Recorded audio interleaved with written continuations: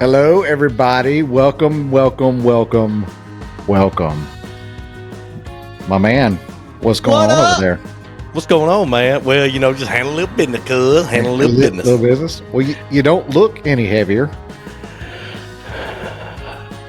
Oh, Yeah. well, I have acquired apparently a nickname Uh-oh. through a guy that I've been Cole. I've been helping him lately, Uh-huh. and that's what he has been calling me for the last, I don't know, week and a half. What's he calling you? Thanksgiving? Oh, Big Show. A big show. Oh. I thought that's what- that. No. I thought no. that's. I don't know what we're doing. I don't know what you're talking about. What are you talking Well, about? I'm just talking about it. We took Thanksgiving off, and I was just, Oh. you don't look like you ate too much. I didn't. I was I did something that you never do on Thanksgiving Day. Take a diet or go on a diet? No, the opposite. Oh. So there's this new place in Troy called Troy's Buffet, I'm liking where you're going. right? So kitchen's closed at the house. Tammy's like, we're not even having this discussion. Not happening. So I was like, I understand that. Yeah, but I was hung. What is it? What you got in It there? is. Yeah, it's bourbon. Can't Okay. remember the brand. So anyway, Tammy's like, kitchen's closed, and I'm in here, and I'm busy, and I was like, well, we're going to go grab something to eat. And so I went to Troy's Buffet, which is a Chinese place. Mhm. But I will say this, in terms of Chinese places, it is top tier. It's really good. Hmm. And so you did this for Thanksgiving? I went there on Thanksgiving. Oh. Because this was lunchtime, right? We weren't eating till later on. Oh. Okay. Yeah. Okay. Yeah. Sorry, I left that out. Yeah. So, I didn't have a whole lot of room left for Thanksgiving, so I didn't overdo it too So much. did they wish you a merry Thanksgiving? It's a terrible interpretation of or impersonation of oh shoot. I mean- Toy Story. I mean, not Toy Story. What's the movie? Christmas Story. Christmas. Thank you. No, what is it? A Christmas Is it a Story. Christmas? Yeah, Christmas Story. Yeah. Got me messed up over here. It But- don't take much. They did not come out with a Thanksgiving turkey and cut his head off at the table, so that was No good. duck. No Turducken? duck. How many They pregnant turkey videos have you watched in the last like Let's 30 see. days? This year, I got away with 2. I've only Oh, seen man. 2. I've probably watched 15 of them. Yeah. I feel like you could have done that with your younger daughter.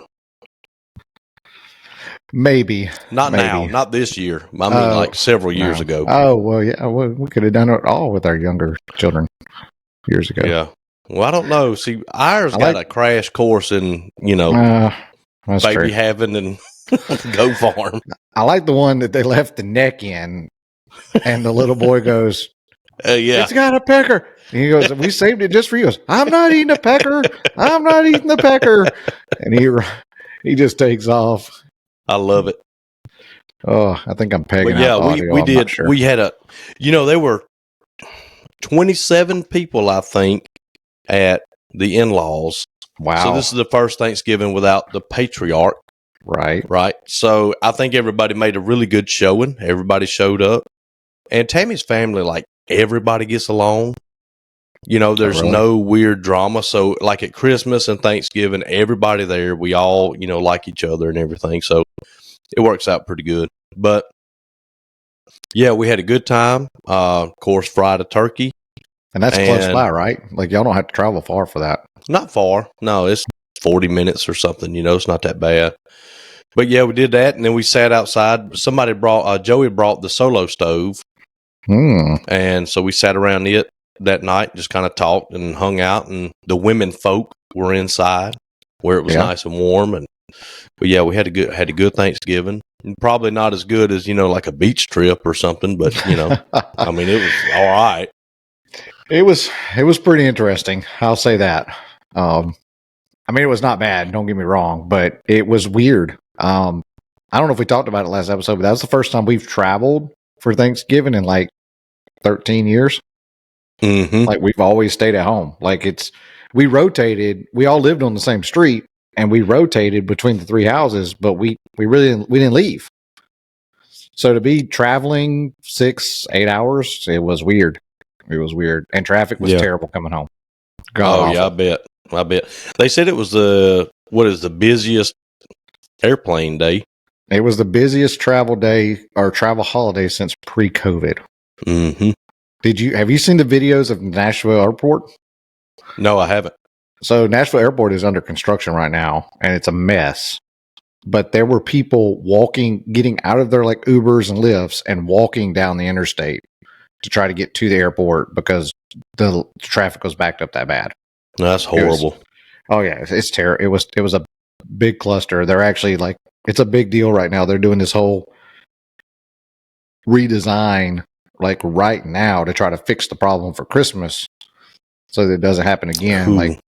Like their temporary, like their short-term lots, they're now like doing like the first 30 minutes is free because they used to have what they called a cell phone waiting lot that was really close to the airport, and you would go there and you would just wait on your person to call, and then you would drive up, pick them up, leave. Well, that's still there, but nobody knows where it's at now because the entire airport is under construction. So nobody's going to it.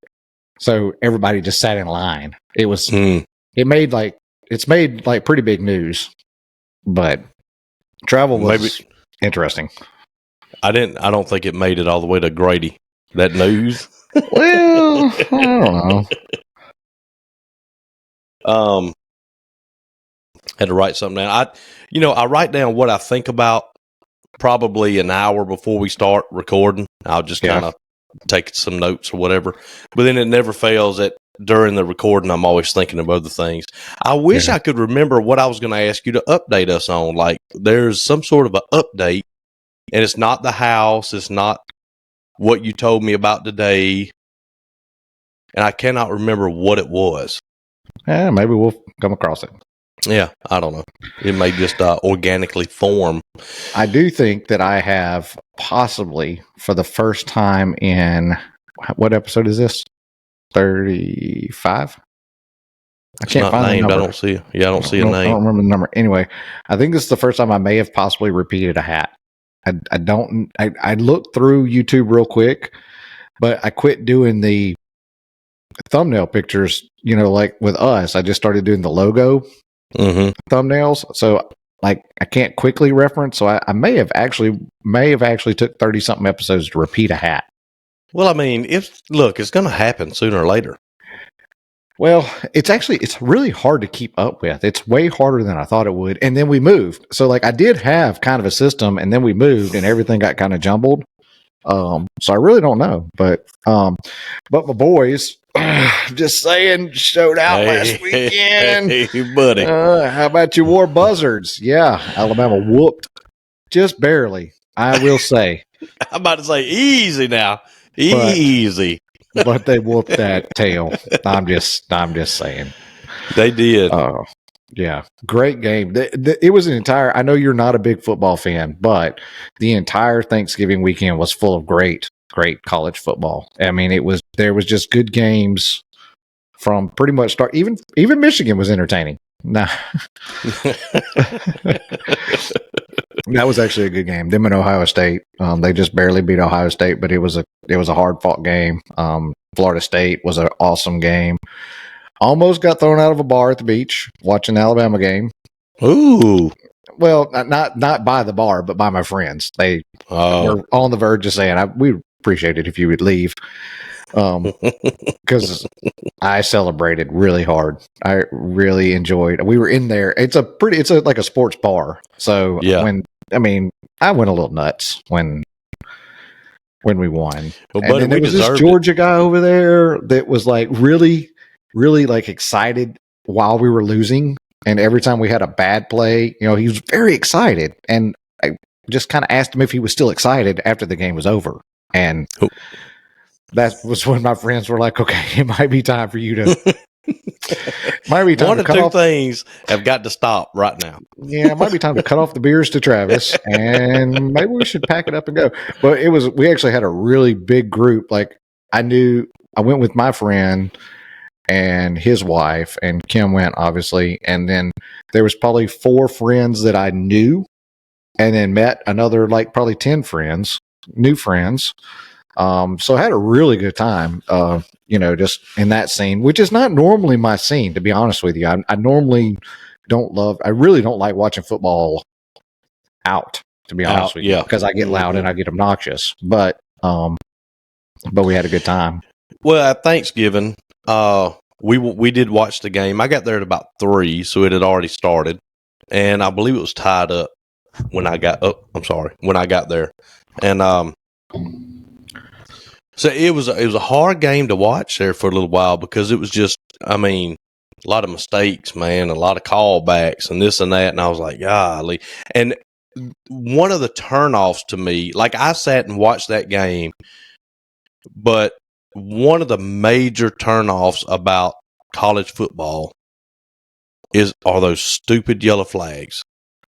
I mean, I get to where, we're flagging on something that is so minute, so small, and it's gotten so technical now. Well, this guy had his finger up and he was 3 yards behind the last guy who had his, and it's just like, I can't keep up with it. So I'm like, all right, let's just, let's get on with it. But, well, my buddy, he's always like that didn't impact the play. And I'm like, I get that, but sometimes I don't know that it impacts your mind if you're out there playing. It didn't impact the play. Yeah. But yeah, I mean, there was definitely, and penalties can make or break a game. It really can, but it's part of it. You got to learn learn to play the refs too. Sometimes, I mean, Alabama definitely got challenged a little bit with a couple of plays, but we got away with a couple too. So I mean, that's right. Yeah, it's kind of the way it goes. We twist a dude's helmet halfway around his head. What are you talking about? That was a helmet malfunction. That was not a face mask. His helmet, his helmet messed up. That was not anything to do with us. Yeah. Well, besides that, so what days did you work last week? So I worked Monday and Tuesday. Short week. We left. Yeah, it was a short week. Yeah. We loaded up Tuesday, went down to Greenville and spent the night at my mother-in-law's, and went to dinner with her brother that night, and saw them for a little bit, her dad, and then we went down the rest of the way, the other 2 hours, Wednesday morning, and then we came back Sunday. Yeah. We only took off Thursday. And I told Trey, I said, you got that big old job. Yeah, and I told him, I said, Thursday is obviously a holiday. Friday is up to you. Like, you don't have to come in and work. If you say, hey, I'm going to take a long weekend, I'm fine with that. Yeah. But if you want to come in and work on Friday, make a little money, you can. And he goes, I'll probably come in on Friday. And I was y'all didn't get up at midnight and go black. Because you were like, well, now I need to go. Yeah, because I'm like, well, you ain't got to come in. I mean, it's up to you. And he's like, I'll probably come in. I was like, ugh. And then I was like, you know what? It's for the better, because we had a lot of stuff to get done. That we got done. Y'all didn't go midnight Black Friday shopping? No, we do not leave on Friday is our family tradition. On Black Friday, we don't even go eat. Yeah. And, but yeah, that's, we decided that a long time ago. I was like, and Thanksgiving. So it depends on where we're at. So like if I'm in a tourist spot, right, like at the beach or somewhere where there's a lot of tourists, then I'm not going to feel bad about maybe going out to eat or something on Thanksgiving or, do it. But I try not to get fuel on Thanksgiving, right? I try to have all my ducks in a row. I don't have to go anywhere. For sure. Around here. I try to do that anywhere. Like I don't think anybody should be working Thanksgiving. Right. Exactly. Christmas, Easter. There's just some days. Yeah. And so we try not to, not to be part of the reason everybody has to work on Thanksgiving. Now I get it. If you get a job at a gas station, that's part of it. But I mean like the dollar store or something. Around here we know everybody here. Yeah, but I'd like the gas stations to be closed. I'm just saying. I know people are traveling, and I know some people that is their only day off, so they have to travel, so they might have to get fuel that day. But it just sucks. I mean, really. But the Chinese who are here and they run Troy's Buffet, they don't care nothing about our Thanksgiving. That's true. Like, it's just another day. So, that's kind of why the decision was made to go there. Yeah. Because I'm like, good point. They're not. Could be said with Christmas too for them, That's right. Yep. Yep. So, we went, but anyway, we went there and it was all fine. And he was like, "You want the crab leg?" Crab leg. Because they had crab legs and stuff on the buffet. Oh yeah. He's like, "With the crab leg at $19.99, and you don't want the crab leg $14.99 with no crab leg. You want the crab leg?" I was like, "No, I don't want the crab leg." He was like, "Okay, because the crab leg $19.99, but the no crab." He kept repeating it, and I was like, "Hey, how about this? I don't want your crab legs." He was like, "Okay, no crab leg. Okay, that's fine. Okay." Like really nice people, You're going to get us canceled. Well, I'm just saying that's how he talked. I'm not making fun of the guy, but between my terrible impersonation and yours. So speaking of crab legs, I ain't lying. Your girl got a fistful of them. Yeah, Lee. Like that kid, Freddy Krueger or something. I'm telling you, that kid can eat, and was like, where are we going for dinner? I want some seafood. I want some seafood. I want some seafood. And I'm like, oh. We had an adult dinner. We usually do an adult dinner for Thanksgiving when we all go anyway. So we did that. We kept that tradition. Didn't get to go to our same restaurant, obviously, because we weren't here, but we went and she's like, "Can I go?" I was like, "No, you're not an adult." She's like, I'm 20. I'm an adult. And I was like, "You can't pay your own bill. You can't go." I don't know how much longer I'm going to be able to exclude that rule, to keep her off. But I was like, "No, you can't do that." I feel like I am blowing the microphone out. I don't know if it's coming across that way or not, but it's fine over here. It is on the meter, but yeah. So she got. I'll post that picture when this goes live. But she got a fistful of crab legs. They were good. They were hot. Oh boy, they were like that was like a Cajun restaurant. That was the one that has the good pork skins that we were talking about. Oh yeah, okay. The fresh pork skins. Oh man. Mm-hmm. And we had a guy with us from Iowa, and he's like, "I don't like pork skins." I was like, "Try those." He's like, "I don't like pork skins, but those are okay." Like he's like, I just don't like pork skins. He's like, "But those are okay." And I was like, "Well, there you go. I mean, that's a step above normal pork skins, I guess." Yeah, we're like, well, I can live with them. Yeah. Speaking of seafood, Chris went to South Carolina or North Carolina. And he got invited to go on a fishing trip. Oh. And he went, and for 2 days, I think, fishing. But one day they had like 9-foot seas. So he's like, we didn't go out there today because it's a fairly small boat. And yeah, he said, but heck or high water, we're going tomorrow. And I said, all right. So he invited us down for red snapper. And I said, well, we're going to record a stupid podcast, so I'm not going to be able to make it. Oh, tonight? Yeah. Well, we could have canceled. We could have. And then he was nice enough. I'm not driving all the way down there for 3 pieces of fish. Oh. I'm not doing that. No. I'm just saying we've canceled for less. So, yeah. I mean, we almost canceled for more, almost canceled for less. I mean, I left us in limbo all day. So you just had a beach trip. Monday and Tuesday really don't even count. Last week? I mean, like what'd you do? What did I do? Shop wise. I think I had an install Tuesday. No, I had an install Monday. Well, so no, that was when I came back. What did I do? Oh, I just prepped. I just finished the pantry prep and got the trailer loaded and all, and then we left. Yeah, that's right. Because I did a pantry install Monday when we came back. It was almost the install from hell. I ain't gonna lie. Like it did not. It just did not go good. Like how I don't know. Do you get anxious before an install at all? Like I used to really bad. So I've gotten better about it, but here lately I still get like these like anxiety, like feel days. Like I don't know, like I feel like I'm about to have a heart attack some days. Like it's just, and I can't put my finger on what it is. I think sometimes it's just got too many irons in the fire, but I really think that it was that I thought that I had everything planned. And then I took those few days off and it was like, do you really have everything planned? Like there was really no time when I came back because we didn't get back till late Sunday, early Monday morning. So there really was no time to kind of double check yourself because you're almost in vacation mode, you know, before you go. And so like the whole ride there, like I was like super like anxious. I was like, oh, what did I forget? Did I forget something? And then, man, it just did not go. I had some shelves, 2 shelves.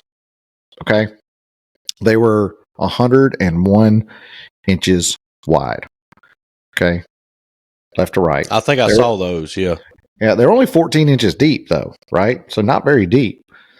But let me tell you, I'll give you an example of how bad this room was. And this is a $700,000 house, maybe a year old. Right. In that 14-inch span, the back corner to corner was 101 and an eighth inches. 14 inches forwards, it was 102 and 3/4. Oh, wow. In 14 inches, man. Like, yeah. Dude. Like, y'all are just eyeballing these walls. Oh, it created so many problems. It really did. So I tried to do mitered because I wanted like this. I didn't want a butt joint on the front of the shelf. So I tried to do miters, and that wall just, it jacked everything up.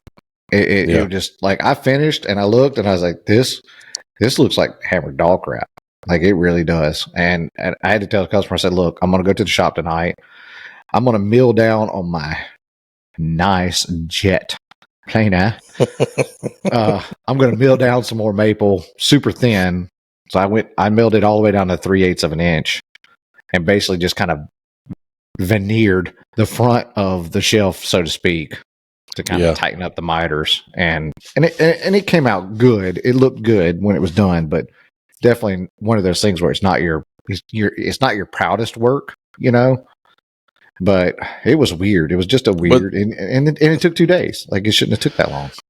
Yeah, and sometimes there's just, you know, it's just not a whole lot you can do in that situation. Yeah. Ours, what else? I want you to go. It's just bounce. I don't know. I don't really have. I have no. Look, this is my notes. I've got 2 things written down and they're upside down. So, did you cover them already? No. They're not even really like recaps. Like, because I don't even because I don't have anything to recap because I did that, and then so that was Monday, Tuesday. My dumpster didn't get emptied like it was supposed to, so my shop was a complete disaster. They finally showed up late Wednesday, I guess, like backed up from the holiday, which I mean it's fine, I get that, but it just so like I had so much scrap stuff everywhere from milling those shelves. I mean, just all the cutoffs from all that stuff, and that I really couldn't function in the shop very well. So I really kind of just sat around with my thumb up my rear end, waiting on dumpster to be able to process scrap. Like it was a really weird week. And then I built a bench to install tomorrow. Like I really hadn't done much. Like, yeah, we have. Can you hear that running? I did. Sounds like it turned off.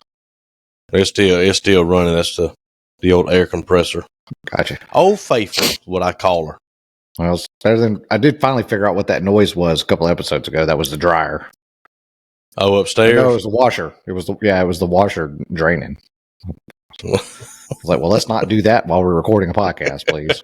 You know, everybody we're recording so early because everybody's at work right now. Like everybody's I'm about to say, Carson's got to work tonight, so Kim is just still hanging around Spring Hill waiting on her to get off. So I was like, hey, let's record early.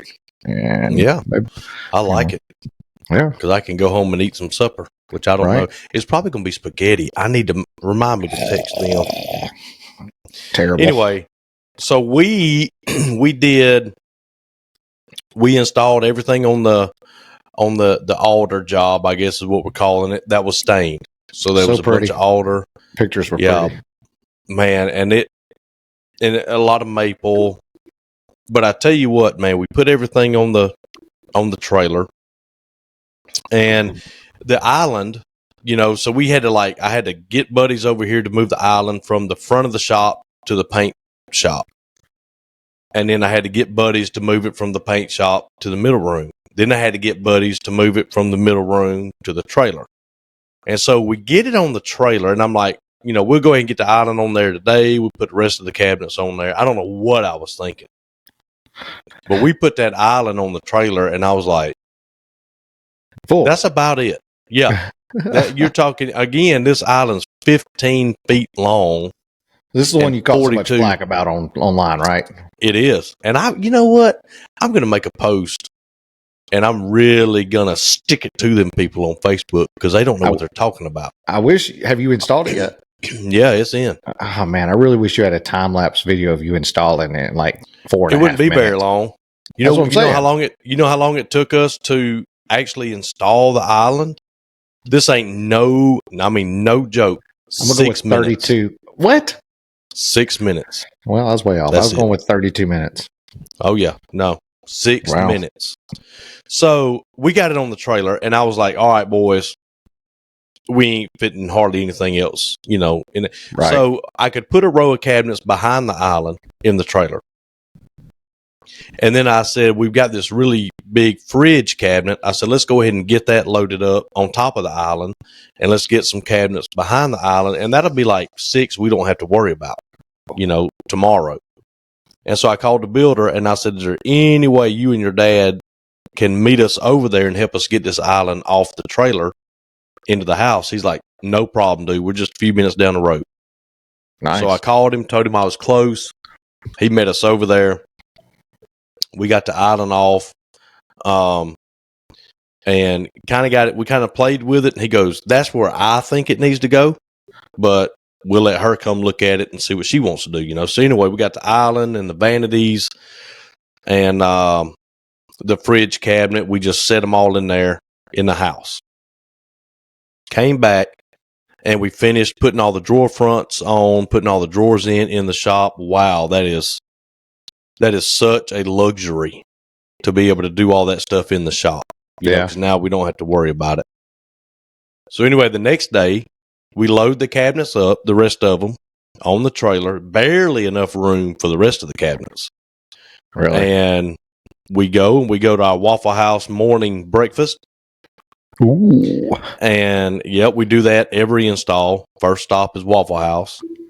And we get there, and we unload the cabinets, and the kitchen was the trickiest because it's huge, but it's all got to be on. You go to the Waffle House with the trailer? Yeah.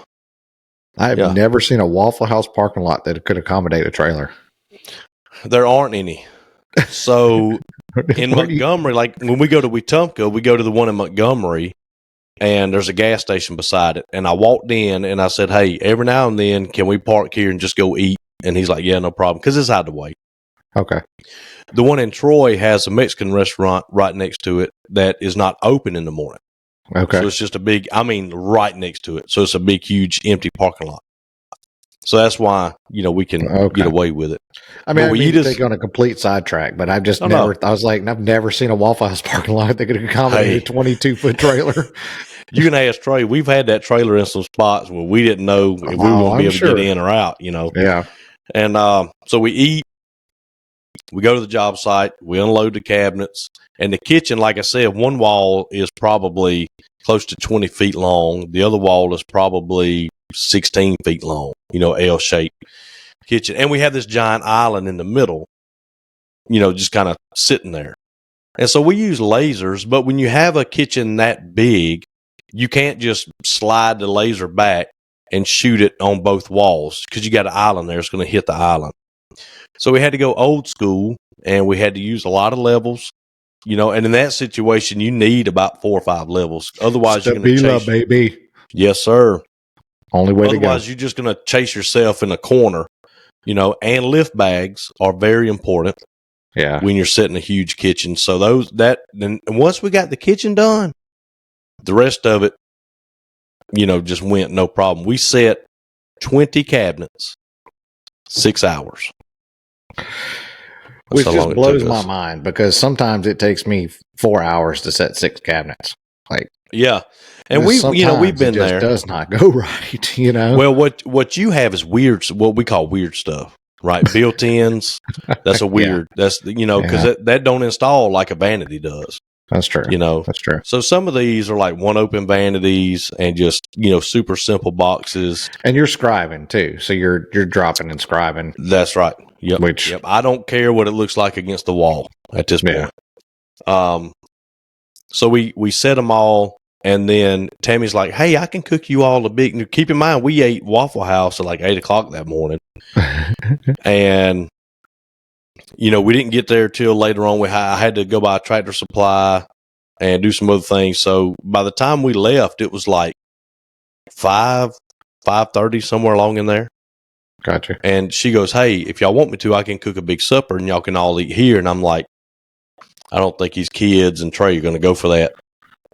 That's a bad idea, baby. Bad idea. Wait too long. Too long." Yep.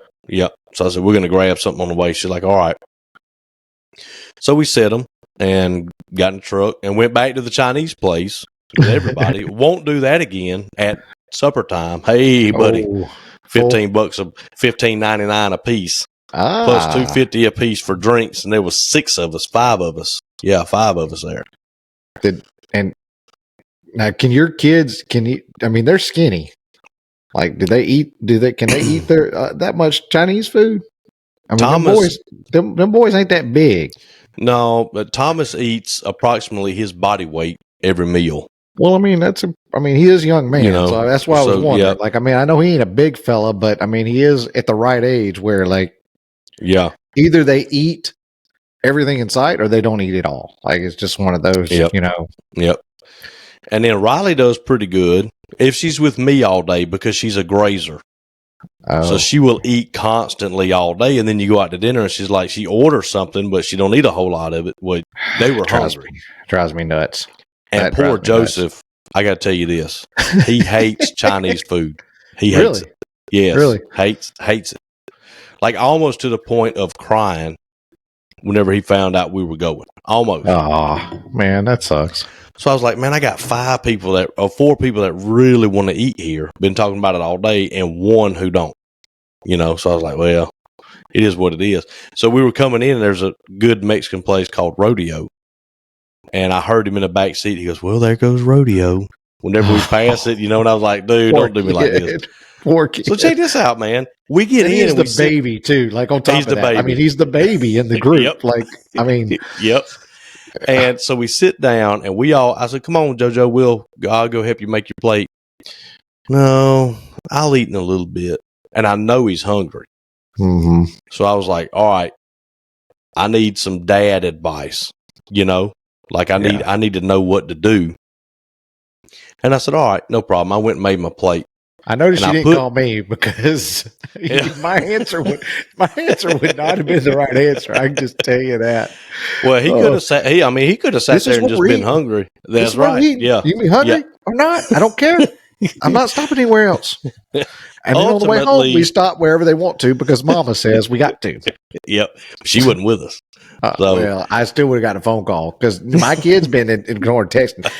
And we're at the Mexican restaurant, and my daddy won't let me eat what I want to. So we sitting there eating Chinese, and I don't eat Chinese. I don't understand what we can't do. And the next thing I'm home, I get a text message. I'm like, oh, babe, text me. Oh, take her that to baby McDonald's. and get. Really? You text your mom? You ratted me out? We're right here. You ratted me out? She's not even here.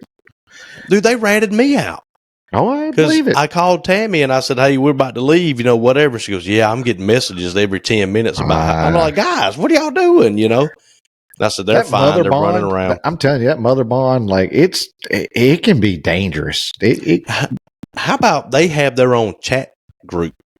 I'm not even right. Yeah. Oh.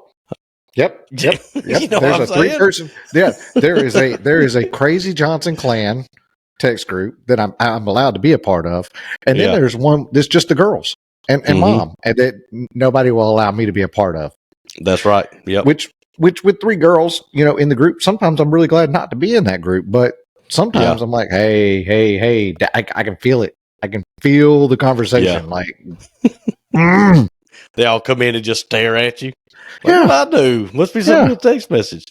So I sit down, make my plate, and I sit down. And, they have those cubed up potatoes that are always good. But they have a really good teriyaki chicken without a bunch of peppers and all that junk in it. It's just really good. So I talked him into trying a piece of the chicken. And I was like, get you a piece of this, And he's like, no. And I said, just try it. So he tried it and he goes, where's that at on there? I said, oh, it's right behind you. And I said, here, try one of these potatoes. And I gave him a potato and he was chewing that potato up and he goes, I'm going to go make my plate.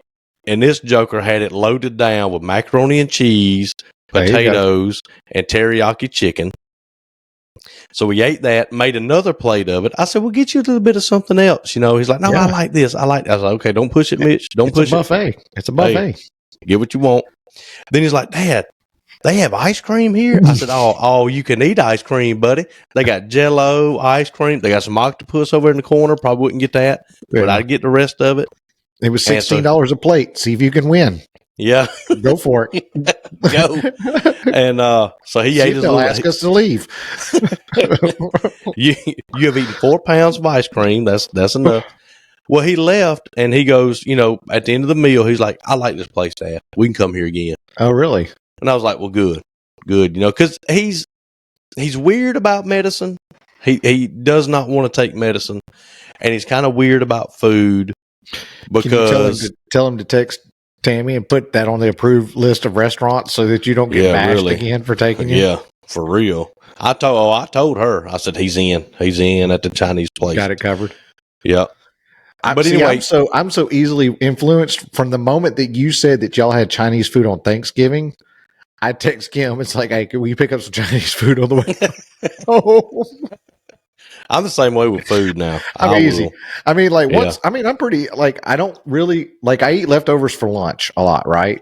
Like we had these barbecue burn-ins last night from Aldi, and I like them on a baked potato. I opened my lunchbox today, and I got barbecue burn-ins for lunch today. I could care less. Like I just need something during the day. But now at dinner, I don't want leftovers, and I don't care what it is. I don't want a sandwich. Don't get me wrong. I didn't do anything wrong, and I made money this week, so I don't want to eat a sandwich.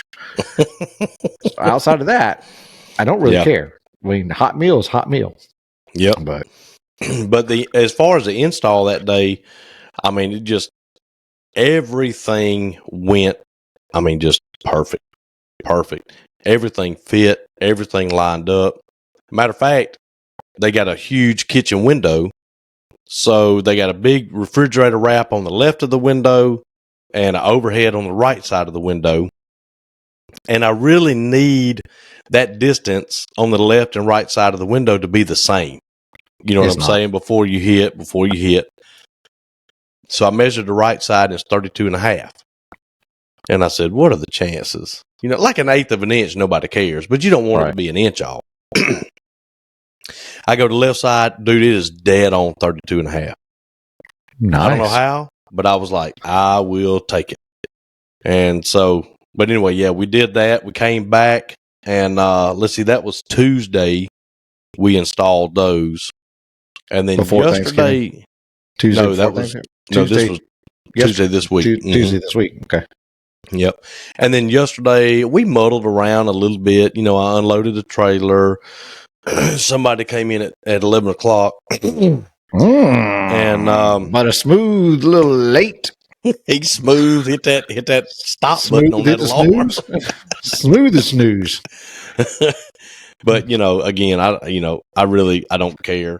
Now the only thing that happened yesterday was and he's like, that was late. You know what I'm saying? Like, well, at that sometimes point, you're probably like starting to get concerned more than you are like upset. Like, yeah. And, because I don't like track anybody. I don't know where he's at or what he's doing, but I did send him a message that morning because I was looking for a lighter to start the wood stove up. And I didn't hear anything. Cold? Well, I mean, dude, what was that? Wednesday morning? It was pretty chilly now. Really? Yeah. It got down. It was 28 yesterday morning. So we were going through a cold snap. But anyway, Yeah. I didn't hear anything, and I said, he's still asleep, you know. And but anyway, so he calls me. I know he texts me at like 10:15 in the morning. He's like, no, I don't have the lighter in my pocket. It's in the truck. And, you know, he's like, I'm on the way. I was like, all right, come on. And, man, we laughed about that. And so he's here an hour and it's lunchtime. And so I was like, come on, let's go to lunch. He goes, man, it's lunch already? And I was like, okay, whatever, dude. All This day's flying by. And I said, the bad news is you got to work till 7:30 tonight to get your 8 hours. I'll just be anyway, short. Yep. Well, he had overtime on Tuesday from the install. So it'll all work out. Even out. Well, yeah, we did all that. And the way we set the island, and there's a lot of people interested in the island, but it's super simple. We got it. The homeowner came in and, you know, wanted to know if she could move it and look. And I said, yeah, we'll move it and get it where you want it. We moved it. She said, yep, that's it. I like it. And I said, okay. So I ran a chalk line on the floor where the front toe kick of the island should be. Perfectly parallel, not with the wall, but with the other base cabinets, because your flooring is going to run, you know, toe kick to toe kick. So we always set our island last, so it's perfectly parallel with the base run. That makes sense. So anyway, we popped the chalk line in, and I got the island where it's supposed to be. I put blankets on the floor behind the island, tilted the island, laid it on its back. I put the wooden runners. We use wooden runners bolted to the concrete just inside the toe kick. Okay. Right. So I bolted those down, one on the left, one on the right. We just stood the island back up and went right over the pieces of wood, run our trim head screws in, and it's done. You know, after we level it. Nice. So really, that's what I'm saying. The island was already in there. Yeah. We popped the chalk line, leaned it back, screwed them in, leaned it forward, screwed it down, and we're done. That was all it was to setting this island that had so many people worked up in a frenzy. You tore Facebook up over that. I mean, it's horrible, man. It's like, give me a little bit of credit to kind of figure out yes, it was heavy, but we only had to deal with it being heavy just a couple times. Yeah. And then that was it. You know, you really need to do like a time lapse video of you installing one of those, and then just give the old bird finger. One of these. Oh yeah. To everybody after you post it, go, leave me alone. Like, that's it. Because there's no way I would have been there for hours doing it like they wanted it, you know, in several pieces, and it's just, you know, you can't. You got to be finished and your panels. I mean, it was a paneled front, and there's just lots of extra work to that, you know. Yeah, and I'll tell you what, man, these doors. I did a TikTok on the doors. And then I'm figuring out now how to do reels, and apparently I shared it to some kind of story. I don't know how I did that, but anyway, I was trying to do a reel, and it's got like 700 and something views. I'm telling you, reels are where it's at, man. Yeah. Well, so when you do a reel though, because you have your Instagram and your Facebook tied together, so your reel is going to go to Instagram. I mean, it's going to go to Facebook as a story. This was on Facebook. Okay, so post them in Instagram is what you want to do. Yeah, and then it will connect to your feed for Facebook. Does that make sense? Yeah, and that way you don't have to do it twice. But it's easier to post from Instagram and let it feed over to Facebook than it is to post twice or post Facebook to Instagram. It's just easier. Yeah. And I did the TikTok video first. Mm-hmm. And then, you know, because it's easy to do the music and the text or whatever in TikTok, and then just kind of somehow or another got it moved over to Facebook. Yep. And it kept the music and kept this. So, but I clicked on my story and done it there. Mm-hmm. And then I said, well, that's not it. So then I made the reel. I don't even know if it's on Instagram or not. I can't remember. But anyway, Moose, you got to go, buddy. But anyway, it's you know, a lot of people say, and I get a few more followers every time I post one. Yeah. Now the Facebook reel is on private. I've got my Facebook on private, and I'm thinking about, you know, making those on public, because, you know, if I'm just posting stuff, you know, I don't want that in the public. But the reels, I think I'll make them public. Which Instagram or which Facebook do you have connected? My personal. I did it my personal. So switch them Facebook. and let it feed to your cat scratch, and then post it on your private if you want to. But that way, it just automatically feeds to all your socials. That way, it just goes all your business socials just feed directly. Yeah. I need to have a class and write that down because I'll forget. Oh, I mean, I am no savant of the social media world, I can assure you. But I mean, that's just the easiest, because you and I both do it the same way. Like a lot of people, and it drives me nuts. Like I think we talked about that one dude, but like I don't do a lot of business stuff on my personal social media. Like, because I want to be able to do it. Like if I want to do a political post on my personal page, like I want to do it there. Like I mean, but I try to keep my business stuff pretty business, I mean, I did do one like reel on the business page over the Thanksgiving holiday, the bonfire reel that I did. But it was also like a break from work. Like it was these are the things we're thankful for in the world type kind of thing. So, I mean, I didn't mind that, but I do try to be pretty segregated in business and personal. And I think it's better. If I do pictures, it's always on the Cat Scratch Facebook page. Yeah. But, because it was a video, I don't know, I got to figure out, but yeah, you're right. I need to do that on the business page. And then if I want to share that to my personal page, I can do that. Yeah. So it's more all people in your see it. It's all in the way you've got it linked in Instagram. Yep. But so I did that. And I mean, it got a bunch of good comments on it. A lot of people, I don't know who those 700 people are that saw it, but a lot of people are seeing it. Yeah. And I try to kind of keep it. I'm going to do more of that. I think more but I want to keep it all like where somebody's going to want to watch it. You know what I mean? No matter what it is. Like me nailing the cabinet together, but I may do a time lapse.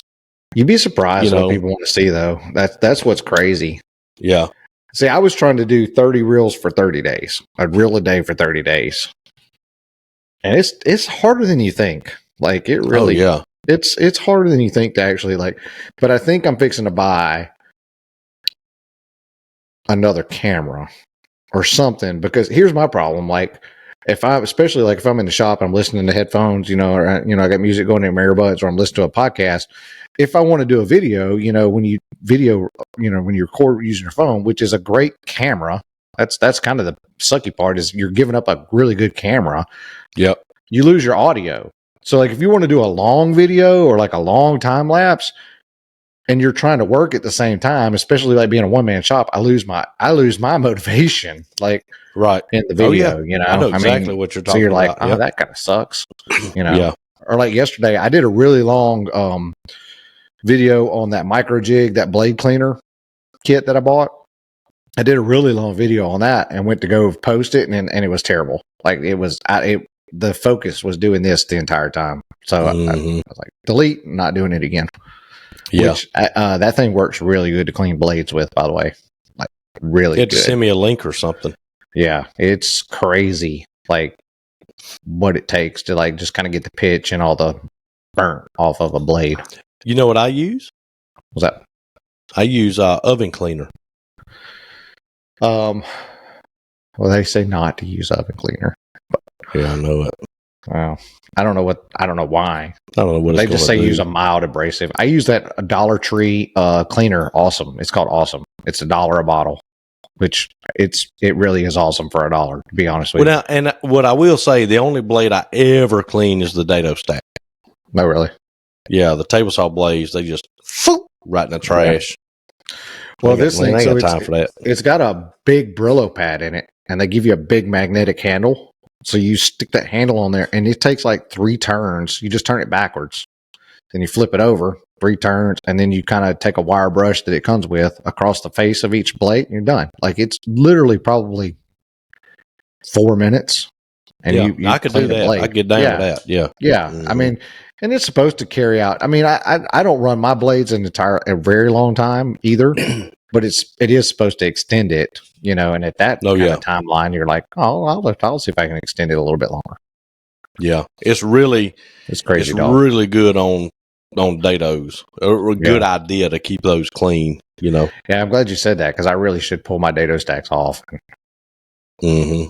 Especially all you dadoers, you know, out there. Right. So, hey, I'm going to ask you a question real quick. I don't want to derail your plans, but when you were talking about, that was it. Okay, well, good. So when you were talking about loading the trailer, did Mm-hmm. you see the guy on Facebook page the other day? I think they were called dunnage bags, which I've heard that term before, so I think that's correct. But he had these, what he called dunnage bags on his trailer. So basically, they're giant airbags.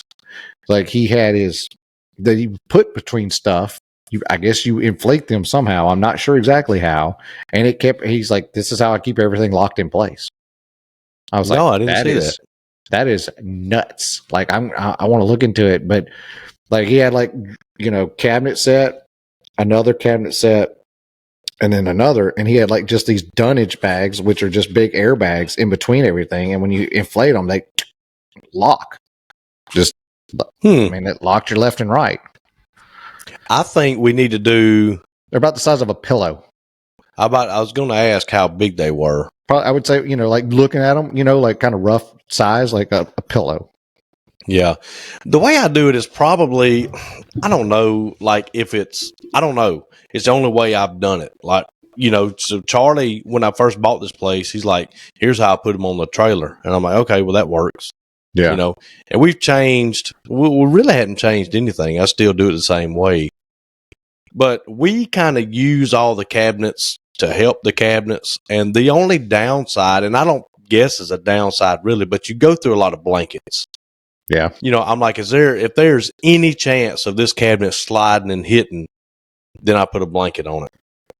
Well, I think he was using these as like when you have slack, like you got 3 rows of cabinets, but you still got, another foot of trailer. And you're like, well, how do I do this? When he kind of used those bags in between to kind of eat up that dead space to lock them, wedging them all together. Yeah. Yeah. I mean, it's easy when you got a full trailer. It's relatively easy. Like everything kind of locks itself up, but when you got just a little bit, you're like, oh man, how do I?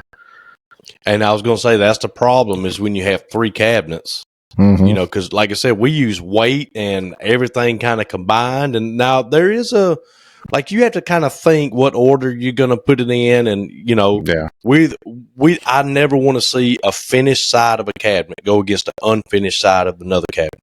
Because then we're wasting the blanket. Yeah. Right. Let's load it up where it's finished side to finished side or unfinished to unfinished.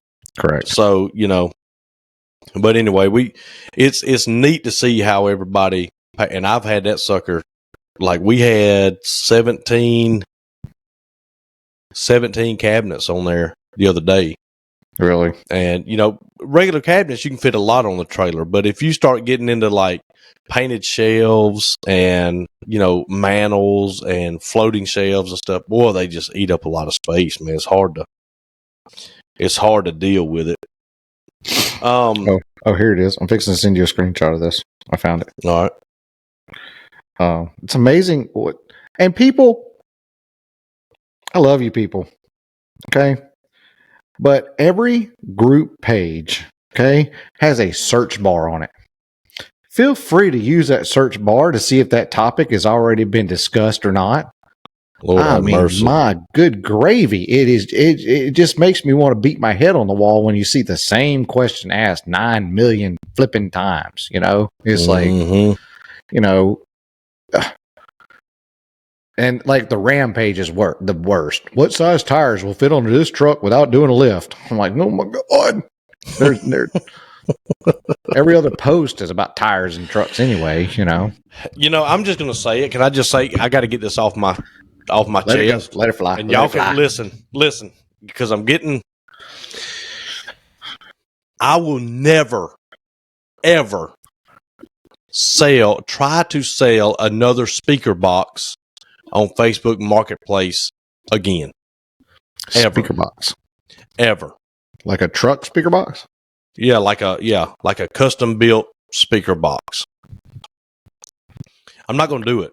Do it because this is where, like, I usually buy on Marketplace, haven't sold a lot, right? Yeah. But when I buy, I'm like, hey, I never ask, is it available? All right, that's number one. Number two, it's like, what voltage is it? What size is it? Stuff like that. The crap you should have put in your ad. Exactly. So I'm like, okay, like for the saw, the radial arm saw, the second one, the little baby one I got. I messaged dude and I was like, hey, I'm available. When do you want me to come pick it up? He's like, I'm good tomorrow afternoon. I said, okay, shoot me an address, pick up, and I'll do it. And I messaged him that morning, said, hey, I'm on the way, whatever. He's like, all right, cool. Met him, got it, went home. Nothing else. I didn't ask him, will it fit in the back of a 2002 Escalade? I didn't ask him what it was tuned to. I don't know what the speaker box is tuned to. I don't even know what that means. Even mean? Right. Will it fit in a 07 Tahoe? I have the dimensions in the ad. Will it fit? I went through that with that deck drawer system. What will it fit? I can tell you what it came out of. I don't know like everything else. Like, and these are the dimensions of it. I put the dimensions in my ad, and it came out of a Ford F-150. That's all I know to tell you, buddy. Like, as of right now, there are 14 people on the way to come get this thing. Ain't none of them showed up. None of them will answer any more texts. Just, hey, I'll be there in a little bit. Hey, I'm coming tonight. Hey, I'll be there in the morning. And then they vanish. Where'd you get a speaker box from? All right. Sorry, that's a whole nother conversation I'd like to know, because you're not like that's not your thing anymore. No, it's not. Now in the day, we had some stereos. Hey, buddy, back in the day, what you talking about? All right, so there was this gentleman that was cutting grass across the street. He was on the grass cutting crew. He came over here one day, and he's like, "Excuse me, mister, would you be interested in providing me with a speaker box that matches the one I have?" And I was like, I don't know. Let me look at it. He's like, okay, here it is. Can you make one of these? And I was like, sure. And he's like, well, how much are you going to charge me? And I told him. He's like, okay, can you make it? And I'll pick it up Friday. And I was like, yeah. That was a year ago. So I made the stupid box, and glued it together, caulked it, sealed it up. I'm like, man, I'm going to do this dude a good job. Solid. Gone. Then he calls me. He's like, hey, I ain't got no money this week, but I'll have it next week. And I said, well, it'll still be here next week, so come and get it. Yeah. And then about a month later, I tried to call him. Doo-doo-doo. We're sorry. The number you have called is no longer in service. Oh, no. Tried to hunt him down. Talked to a dude from the grass cutting crew. He's like, I don't know who that was. I said, well, look for the dude walking with a new phone is all I know, because I don't know, I don't know how to get a hold of him. No tunes, because I got his speaker box. Been shuffling this stupid box around for a year. It's been in the way. And so I said, I'm going to put it on Marketplace. And, buddy, what I should have done was threw it on the burn pile and burned it. That's what I should have done. Oh, it has been the most horrible thing. Like, I don't understand these people. And what I'm fixing to do is I'm fixing to show you what I'm dealing with here. You're not going to believe this. I mean, that's almost far enough away that you should send it to me to try to get me to buy it, because you keep trying to get me to go all over the United States to buy stuff. Yeah. So, I mean, I could, I guess, come that far to buy a speaker box that I don't need. Since you keep trying to send me like North Carolina. I do it. I don't know. I do it on purpose now, dude. I'll find stuff like, but you got to understand, my Facebook Marketplace is set to around Birmingham. Oh, and it's got a 500-mile radius. Jesus Christ! Why? So just because I want to see what's out there and no, I don't care.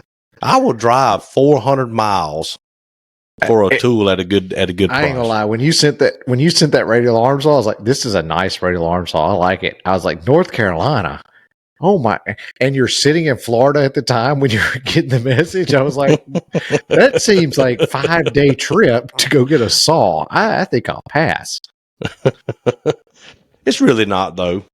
It's half a day up there and half a day back. I don't like being in the car. I just don't. I don't enjoy that. I don't enjoy watching the gas gauge fall out like that. You want to tell everybody what I told you, what your options were? I don't remember, but yeah, you can tell them. I was like, okay, dude, you got a couple options. You can either pay full retail, that's for suckers. You can wait indefinitely and hope that something that you're looking for a good deal comes up next door. That's or what I'm going with. You could take a road trip. I mean, those are your three options that you have. Do I need to watch this video as part of this recording, or do I need to watch it later? No, well, it's short. It's like 3 seconds long. You can watch it. But what I'm doing is I sent him a screen recording. Oh my gosh! Of everybody who has messaged me about this speaker box. Just how many do you think there are? 20? Oh, there's 30 probably? There's 15, 20. Yeah, easy. What's up with that golf cart? You gonna buy that golf cart? I know he sold it. Oh, dirty dog. Sold that sucker right up from under me. Yeah, we got to get one. I put it on my Christmas list. No. Oh, I'm sure Santa's bringing you that. A golf cart, maybe not that one. Gotcha. So my cousin says if you get an old golf cart that don't run with no motor for cheap, then he said, I know how to, he's done converted like 15 of them. He said, I know exactly what to get. We can get you in, put a brand new motor on it for Yeah, you told us in episode 15 that you were going to buy one. Yeah. Yeah, it hadn't happened yet. Haven't happened yet. Speaking of which, I was fixing to do a speaking of which. Go ahead, go. No, you speak of the which. Christmas for woodworkers. Oh, I'm interested. I want to know so what we do is typically a couple days after Thanksgiving, we all sit in the living room, everybody with a pen and a piece of paper, and we write down a Christmas list. The rules are, if you want it, write it down. Okay. That's it. Like mine has new house on it, stuff like that. It like money newer than the new house. No, just this one to be done. Okay. Yeah. So there's no and they write realistic things on there. But if somebody wants a 4-wheeler, put it on there. If you want a cap gun, put it on there. We no limits on what you can write. And I don't know if you guys do anything like that, but what are some things that you would have this year on your Christmas list? That's good. Yep. Offcuts at styleboyz.com with a Z. Send them to us. I want to know what's on your list. On my list?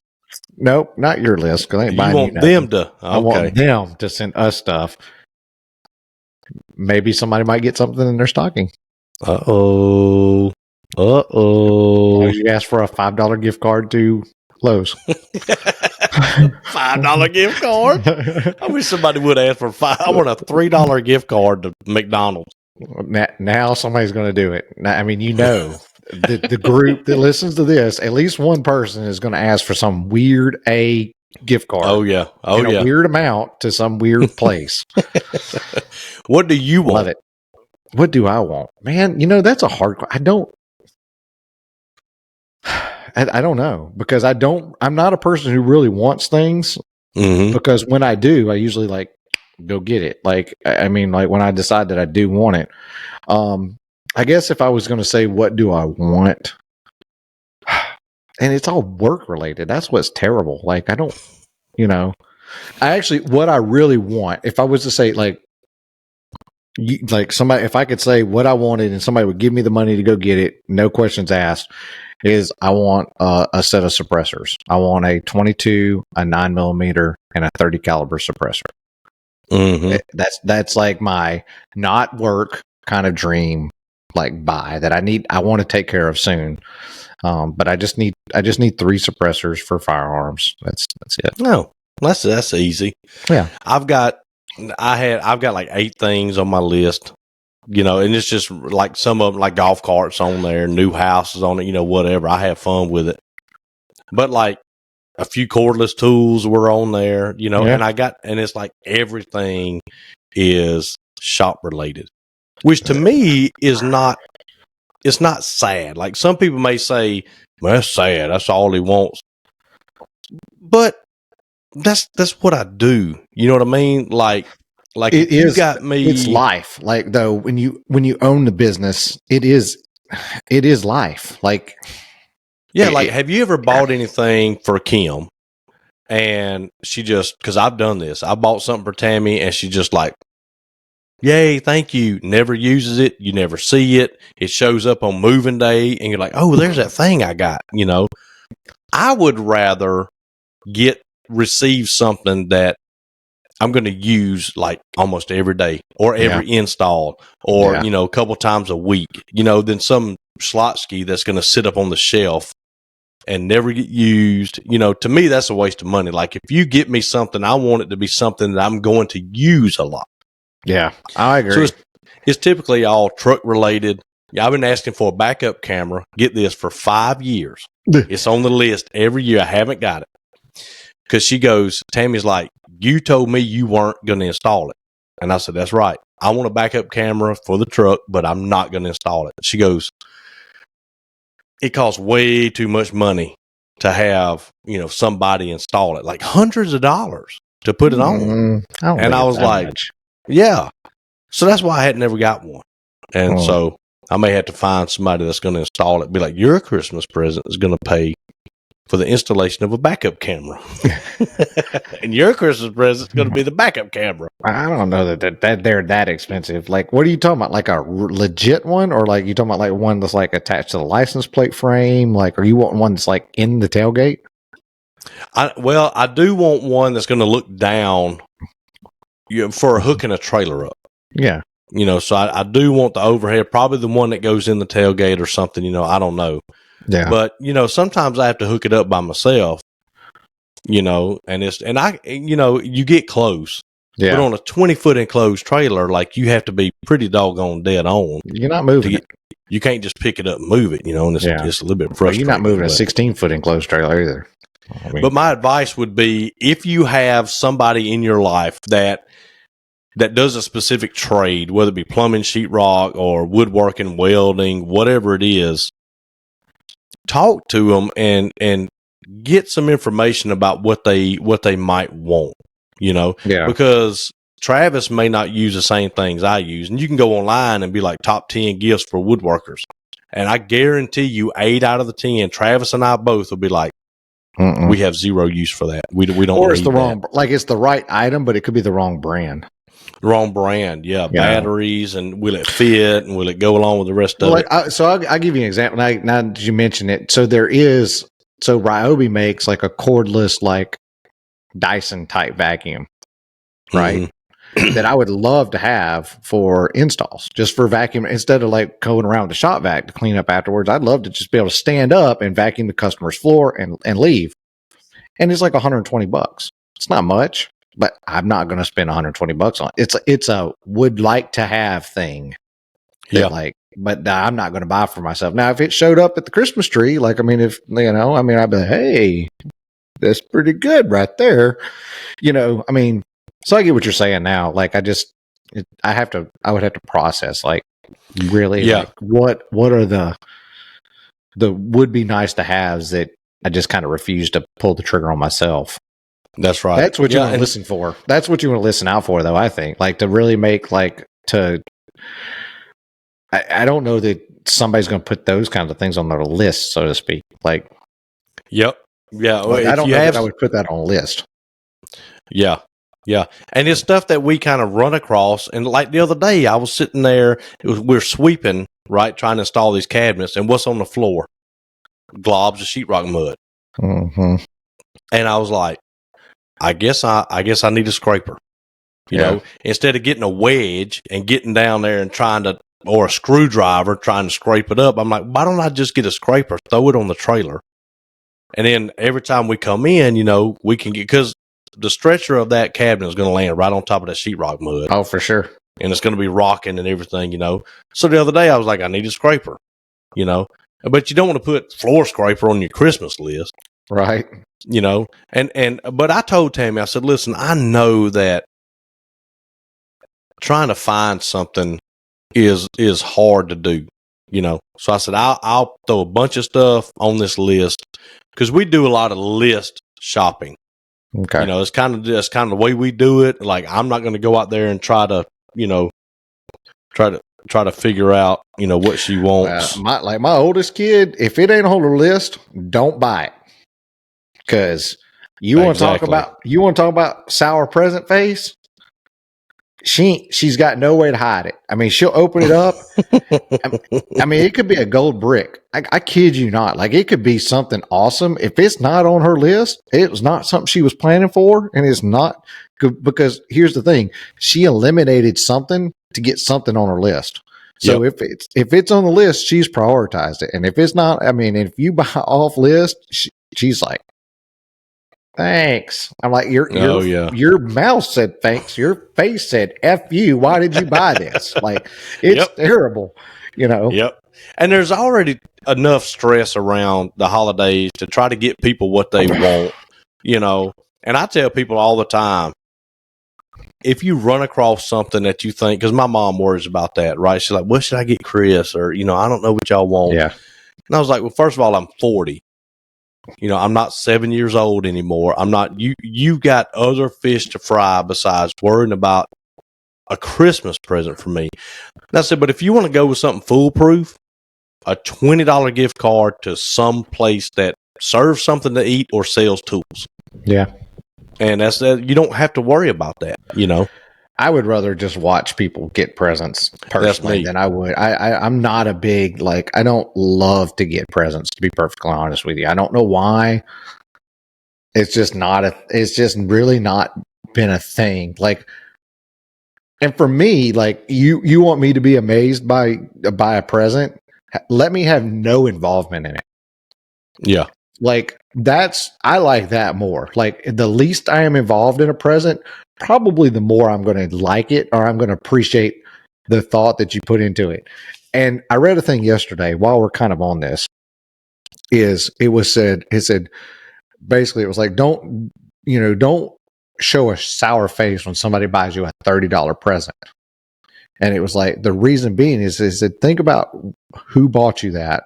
And I thought about my daughter, they're like, say that person makes $10, $11 an hour, and how many hours it took them to work to buy you what you kind of see as an insignificant present. But I mean, it took 3-4 hours, I mean, a $30 present takes what, 4.5 hours at $10 an hour, because they didn't make the whole $10 because Uncle Sam robbed them, They're like, it took, almost a half a day as a work for them to be able to give you that present.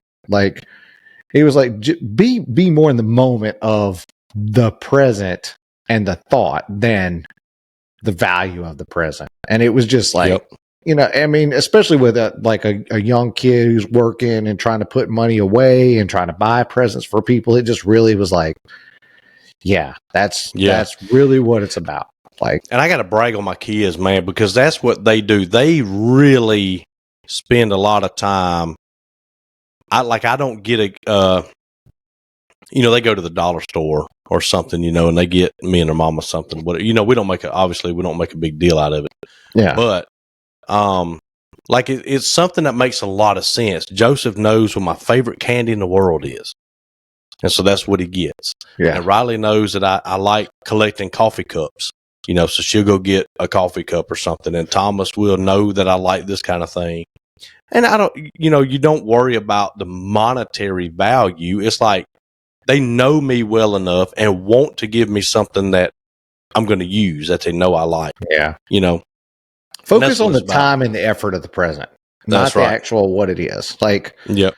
How long did they have to look for the thing? I mean, sometimes you'd be amazed at how much work went into getting something that you don't think is, I mean, because I as a kid, I tell this story a lot, but as a kid, I wanted a 22 rifle for a long time, and my parents are going to hear this, and they know this story, but and I got one, and I showed my rear end that Christmas because it was a used gun,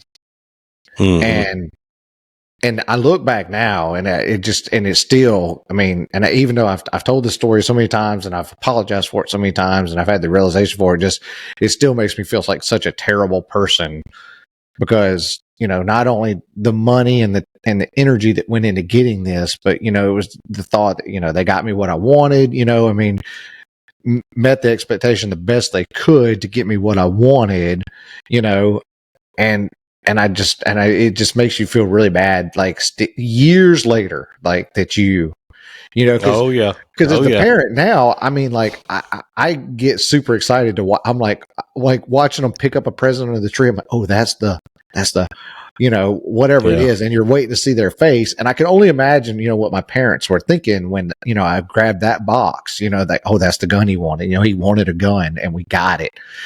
And then I opened it up, and I'm like, yeah, thanks. Like I was like, oh, you jackleg. Like, no. I mean, which I've been paid back in full 100% because Taylor has like the gift of picking up a box, shaking it. She'll kind of feel the weight of it, and she'll tell you exactly what's in it before she opens it. It ruins Christmas. It runs giving her anything. Like, so now, so my deal with Christmas is I figure out some way. I'll have to send you some pictures. I figure out some way to screw with their presents every year. So like 2 years ago, every present they had was in the same size box. They come down. I'll find a picture of it, and it's just a tower around the tree. Like I went to Lowe's and bought like 30 medium boxes. It didn't matter what it was; it went in that medium box. Yep. I went through so much paper, and everything was exactly uniform. And she couldn't. She's like, "What?" Like I was like, "Gotcha." Last year, I double wrapped everything. I wrapped the present. I shrunk wrapped the present. And then I wrapped it again. Oh yeah. I wrapped Christmas, and we don't like this tree. This is what it'll look like till Christmas. No presents go under our tree until Christmas Eve. Okay. You won't see a present underneath here. So wow. Christmas Eve, I'm up all night long. Like wrapping presents. Because we're not going to be counting presents. We're not going to be looking at them. Like that's just my thing. That's just the way I've always done it. That's the way we've always done it. Like, and so I'll find a way. Well, since they don't listen, some of their stuff. Have you seen those annoying boxes on like Etsy and all, like the 3D printed boxes? Yep. Oh yeah. Yep. Oh yeah. Oh yeah. There's a couple of those coming my way. So we were talking about things being in the way when you're talking about selling the speaker box, and so I was going to talk about it. So I've been kind of like not being very productive in the shop either because I took down a lumber rack last week. That was another thing I did do before we left for vacation was I took a lumber rack down so I could get to the breaker. You remember where the breaker panel was? Yep. So took the cover off, took that wall down, and got the electric heater wired up. Ooh. Before we left town. So, and it's literally just there to keep the temperature from bottoming out should the fire go out in the night. Like when it does get go, which weather's been, that's why I said, you're running the stove already. Like I've run the stove a couple times just to kind of do it, but it really hadn't been that cold yet. So it's, I don't know. But the problem is all the lumber. So I also needed to rewire. You remember we put the one dust collector that outlet needed to be turned out of the office and turned out the other way. Yeah. So I finally got a Long Ranger remote to go on that dust collector. Well, I needed to change out the plug for that. And I've had the plugs and I've had the Long Ranger, but I hadn't wanted to take everything down to turn the breaker off. So I was like, well, while the breaker's down, I need to do that. Well, I kind of put it off. So I finally got that done today. So now it's got to put the lumber rack back up, get all the lumber off because all the lumber is sitting on my assembly table. I'm about to say it's going to be in the way, ain't it? Everything is just kind of creating like these problems, and I'm like, man, thank God I don't have a big build going right now, or I'd really need to address these issues. But since I don't, I just get to kind of loaf around and not really. That's the sole reason that I haven't gone and ripped that radio alarm saw off that wall. It's because I know it's going to be an absolute train wreck for 2 days. Yeah. And I can't do it right now. Yeah. So you're gonna so have you used a Long Ranger yet? Yeah, I have one on the table saw. Oh, you've already So had one. I've already had one. Oh, okay. Yeah. I love So that thing, man. now somebody's a little lighter now, and they are Yeah. very playful. But yeah, but now I've got a problem with it. So today, so I got it all plugged up today, turned it on, and it kind of arced. The breaker tripped. Right. I was like, what's up with that? So I took it all back apart, and the ground wire was a little loose on the outlet. So I tightened that down, plugged it all back up. But now the long ranger won't come. I don't know if it's coming on or not because I don't have a voltmeter to test it. But with the dust collector plug in, it's not turning on. But I can plug the dust collector straight into the outlet, and it comes on. But here's what's weird too. When I plug in the long ranger plug to the outlet, everything plugs in normal. When I plug in the plug from the dust collector to the outlet, bypassing the long ranger, it like kind of arcs. Like I get a little arc, and I got a little burn on the end of the plug. Yeah, it's not. None of that is good. It could doesn't be a make loose sense. connection. Could be I've seen the inside of a new plug be loose. Well, where it squeezes the prong. But why would it arc with one plug but not the other? That's what's kind of got me. Yeah, that you need to. Yeah, you're gonna need a voltmeter and an ohm meter and try to find out what's going on with that. Yeah, and somebody to read those 2 meters. Nah, just FaceTime me, man. I got it. I can tell you what's going on. Yeah, something's not right with it, but yeah, I was like, man, kind of disappointing to finally get your long ranger hooked up, and it worked once. And yeah, it's kind of weird that because the dust collector was plugged in there before, right? Worked fine. Worked fine. So the only thing we changed was we plugged the long ranger in. Well, we changed the outlet because it was a 4-prong twisting plug. So we changed the outlet, and I had to change the plug on the end of the dust collector as well. So like, there's lots of things that have changed. I'd put it in one of those 2 spots then. Well, I mean, I ain't trying to talk about your work, but I'm saying that's I know. I mean, but I can't figure out what I did. I can't figure out what I did wrong. Like, and I even stupidly switched the wires in the plug from the dust collector, like the 2 hots. I switched the legs. I'm like, this makes 0 sense. They're both hot. Like, they're hot legs. Like, it doesn't matter. Yeah. But I switched them anyway just to see, and it still does it. But when I plug it in directly, the dust collector will come on. When I plug it into the long ranger, nothing. But I don't know if I tripped something in the long ranger. I don't know if we it's got the long ranger. I think it's got a fuse in there. It just has a reset button. I don't know if there's an actual fuse.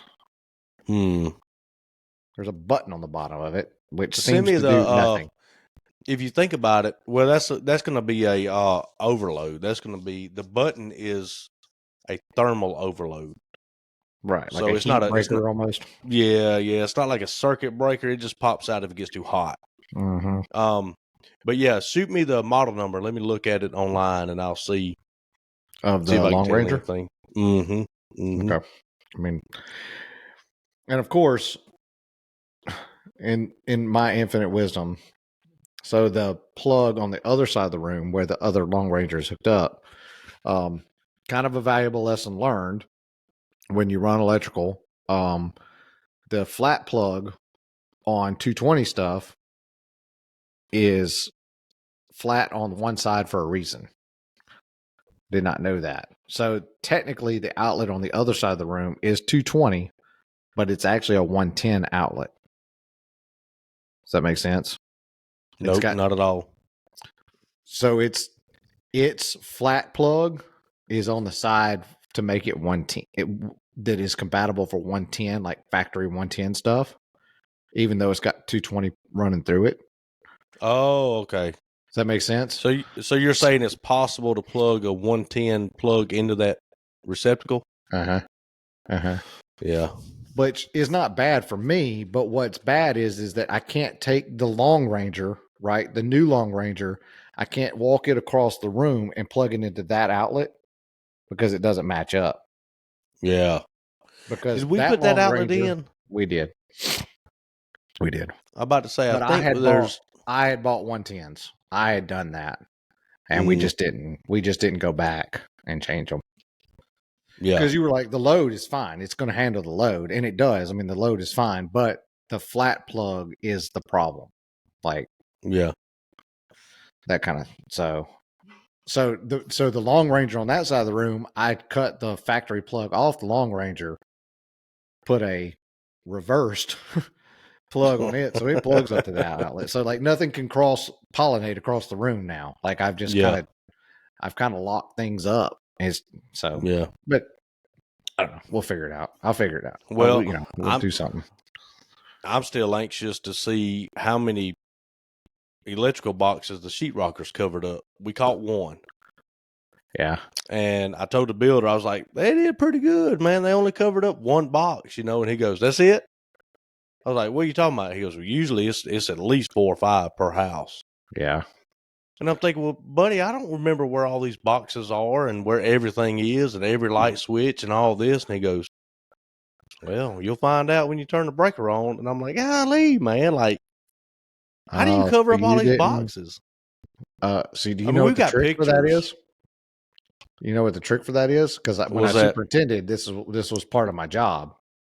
Was What's that? before drywall comes in, is you go through it on the floor, you put a paint line for where every outlet is. You put a paint line on the floor for all the outlets, and for the light switches, you do the same thing. And then on the floor, also like an overhead light, you draw. The guy made me draw a circle overhead.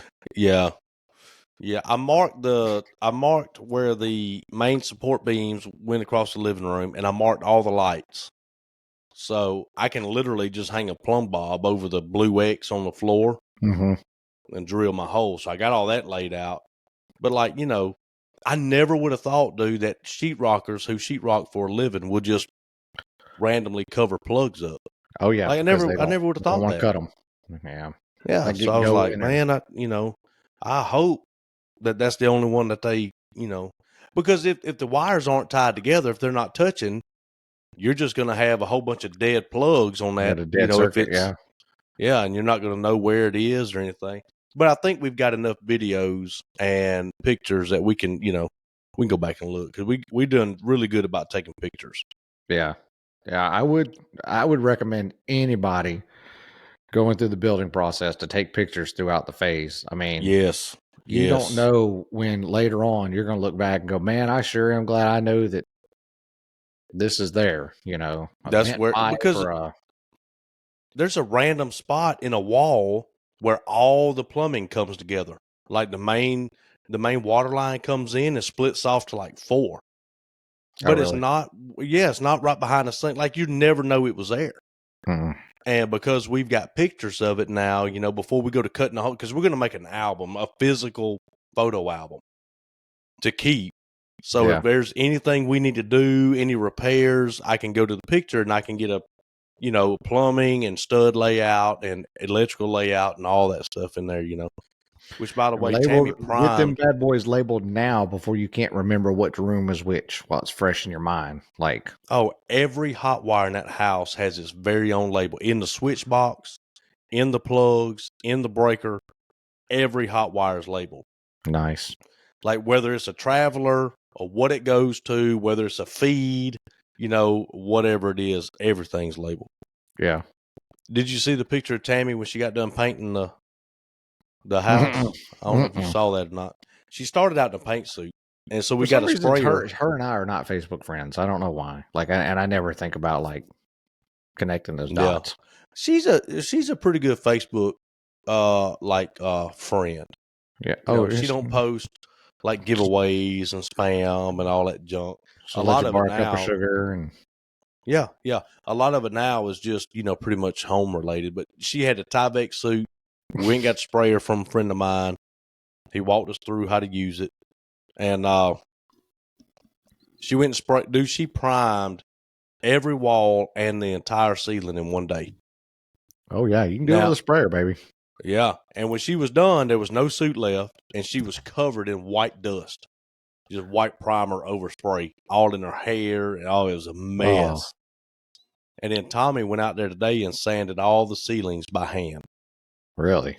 There's like a 10-inch round sander on a stick. Mm-hmm. Yeah. Oh, but he was going back and forth, and I was like, man, Man, I wish I'd have known because I'm fixing to buy. I wish I would have known you needed to do that because I'm fixing to buy a Festool Planex sander. I don't even know what that is. What is that? It's their ceiling drywall sander, like their drywall like vacuum sander. What are you getting one of them for?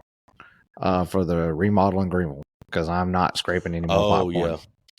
Oh yeah. I'm sanding that crap. I'm done scraping. I'm done wetting ceilings and scraping popcorn down. I'm sanding it, and then I'm just going to post the sander for a discounted rate for sale when I get done. Like that'll be my tool rental fee. I'll get my money back. You know, most of my money back, and I mean somebody will be happy to have it. But I'm gonna write that $2,000. I'm gonna write that $2,000 check for a little bit and just let it marinate. Well, I mean, sometimes it's worth it, dude. Oh yeah, you know. Yeah, I mean, I still got do what you got to do. Over half the house to go. I'm done. Oh, I'm done scraping popcorn, man. Yeah. Now I didn't realize that that sanding primer on walls and ceilings was controversial. Like we're getting, yes, you have to, and then we're getting, I don't ever do it. I don't ever sand between coats. But the build, you know who told us? The builder was like, you need to sand after primer because it's going to fuzz up the sheetrock and it's going to make it rough. You don't have to sand it like you would a cabinet, right? But you need to sand it. Yeah, you know. And I'm like, I'm going to go. Sand. Yeah, I'm going to go with this guy, whatever he says. But yeah, that's going to get it closer to a what is it? Level 5, level 4. What's the level of drywall finish? I have no idea. It's weird. Like I think level 3 is like your standard, where they only tape the seams, and then level 5 is where they mud all the walls, all the ceilings, and like everything gets mudded and smoothed over. But that's why you can't. That's why most houses they use flat paint, is because they only did a level 3 drywall job, and if you use any kind of sheen, it just looks terrible. Yep. Unless you put 12 coats on it. Right. Yeah. Dude, she went through 5 gallons of paint doing the master bedroom, master bath, and master closet just in primer. Went through 5 gallons. And I was like, sprayer eats it. You need to, let's ease up. Because we were going for like pretty much full coverage. Mm-hmm. And I told her, I said, maybe that's not the thing. Because we don't know, dude. This is the first house we've ever painted. You know? Have you ever go YouTube some videos of houses that got painted without primer on them? Oh, yeah. That discussion came up shortly. And I was like, no, we're priming. You can peel like an entire latex ceiling off in one sheet. Mm-hmm. Yeah, it needs to be primed for sure. Well, there's your house update. It's primed. Ceilings will be done next couple of days, and then the trim's going to come in, and the builder's going to come in and do the trim. So, but he's super busy right now. You doing all the crown? The builder is. Well, we're not going to have any crown. Okay. Nope. No, that was something. That was a lot of money. That was easy just to check off. Just say nah. We didn't really need it. Yep. I mean, heck, dude, I can come back later on and hang. You can crown. always add crown. You know, it's not that big. We want it finished. Like we don't want anything that we have to do the day we move in. Right? Yeah. We want it to be done, but we can hang crown later. We don't have to have crown to be done. So you can decide to hang it in like just priority rooms later too. Like you can decide just to do like the living area and the kitchen and like not do any crown in the bedrooms later, you know? Yep. Like, be flexible. Because eventually I like a crowned house. I like crown everywhere. So eventually we're probably going to do it, but I can, I don't know. I can kind of take it or leave it. Like I didn't do like Killen's mom's house, I didn't do any crown. And then now they're like, we would really like some crown. So I'm going to end up doing crown, coming back. But yeah, I can live without it. I mean, I don't know. I look at some of these walls and I'm like, man, some crown would really hide this crappy drywall work. Yeah. You know? Yeah. Yeah. I just like, I like the way it looks. Tammy actually wanted to do flat trim in the whole house, and the builder said that getting a flat trim is actually more expensive than the old standard, Really? door casing trim. Yeah. Huh. Yeah. I don't know why, Because but it's in that's what he demand? said. I wonder if I it's just guess because it's probably. in demand. It's the hot thing. Yep. Yep. So we decided not to do that. We just go on regular. And I said, baby, it's easy enough to snatch that off later on down the road and just, Yeah. put what you want in. But it's coming. I don't know, February, March, maybe, possibly. The cabinet guy is going to be a pain in the butt. I can tell you that. He's probably Because going to be behind. he is not going to have time to do this job at all. I don't know what I'm going to do. I really don't. I have no idea You're going to when I'm focus. supposed to build them. You're going to focus on the money that you're saving by not having to pay somebody to do cabinets. You're going to justify taking that week off from doing any other work because you're not spending that money. You're saving it, and you're going to build your own cabinets. I guess that's what we're going to have to do. You're just going to have to look at the savings as your paycheck for that week in order to Well, the only justify it. bad thing is the guy who's building our house He's told me the stacking other you up. day that there's 5 of them stacked up back to back. And I'm like, Yeah. well, I can't just disappear for a week. He's going to know that I stopped and did my own cabinets, But he knows I yours don't is in know. line too. He knows this house is in line. Like, Yeah, and I think, we can split this up because there's no travel time, right? So go set boxes, work on doors later, go set them, so we'll get through it, but it's, it's just one of those things. I'm I don't hoping know how I you get found time to do the stuff that you've done. I mean, I just be honest with you. Like, I don't know how you found the time to wire it. I don't know how you found the time to plumb it. Like, I don't know. I don't either. I don't know Like, how in the it's world pretty impressive. it took a month to wire it though. But still, I mean, I don't do it for a living, and I had a little bit of help, like people pulling It took a wires and month. stuff. It But took a month, but it took you 4 days. mm-hmm. I mean, Yeah, realistically, it was, didn't take you that long. Right. You just had to spread it out a little bit. I'm ready to be able to piddle. We've got a lot of stuff planned for after we move in. Like our whole home life is going to change, like in your situation, what are you going to go outside and do? I don't Nothing. know. I try not to walk outside. I get depressed. Right. I mean, there's nothing to do out there. Yeah. Well, it's the same at the rental. I can't plant a garden or go, clear out woods or whatever. But over here, man, we have a lot of stuff lined up that we're going to start doing that we've never done. Yeah. A lot of homestead, type things and gardening and that, so chickens and that sort of thing. So, because right now, dude, I stay at the shop till 7, 8 o'clock at night. Yeah.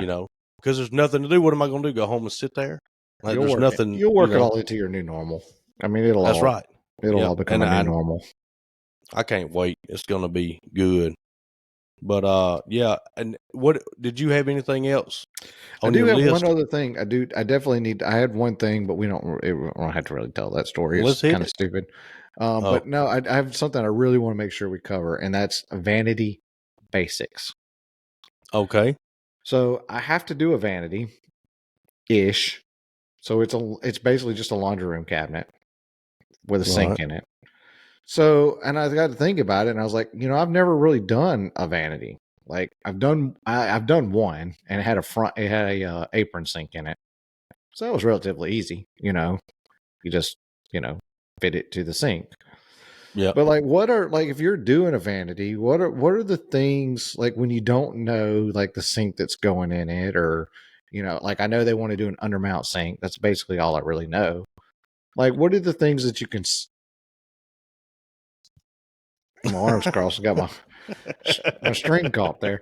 Like what are the considerations that you do to design a cabinet for a vanity to ensure like that your sink's going to fit, that you got plumbing room, that you got, I mean, like, are there standards, so to speak?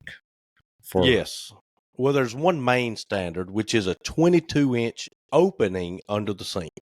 Okay. So left to right, you want an open space of 22 inches That's for a standard. That'll fit a vanity sink. So what you need to make sure is they're doing a single bowl undermount sink. If they do a double bowl, you need 33-inch open under. Well, it's a laundry room, so this is going to be definitely a single. But for a double, it'd be 33. A double is 33 open. So when you're talking about the doors? Yeah, where your doors go, that opening is 33 inches. No center style. No center style, no. And your plumbing, we really don't do anything under sinks because it's nothing but plumbing, in a vanity or in a kitchen, really. Your height is going to be important. Now, in the laundry room, it's probably going to be 36, finish height. But yeah, 22 if you're against a wall in a vanity. So elbow room, right? Then we make that open in 24. But if it's like drawer stack on the right, drawer stack on the left, sink in the middle, 22 is plenty. Because you're looking at an 18-inch sink for vanity. Okay. Left to right. And a lot of your single bowls are 18-inch too. Well, like this box. This box is and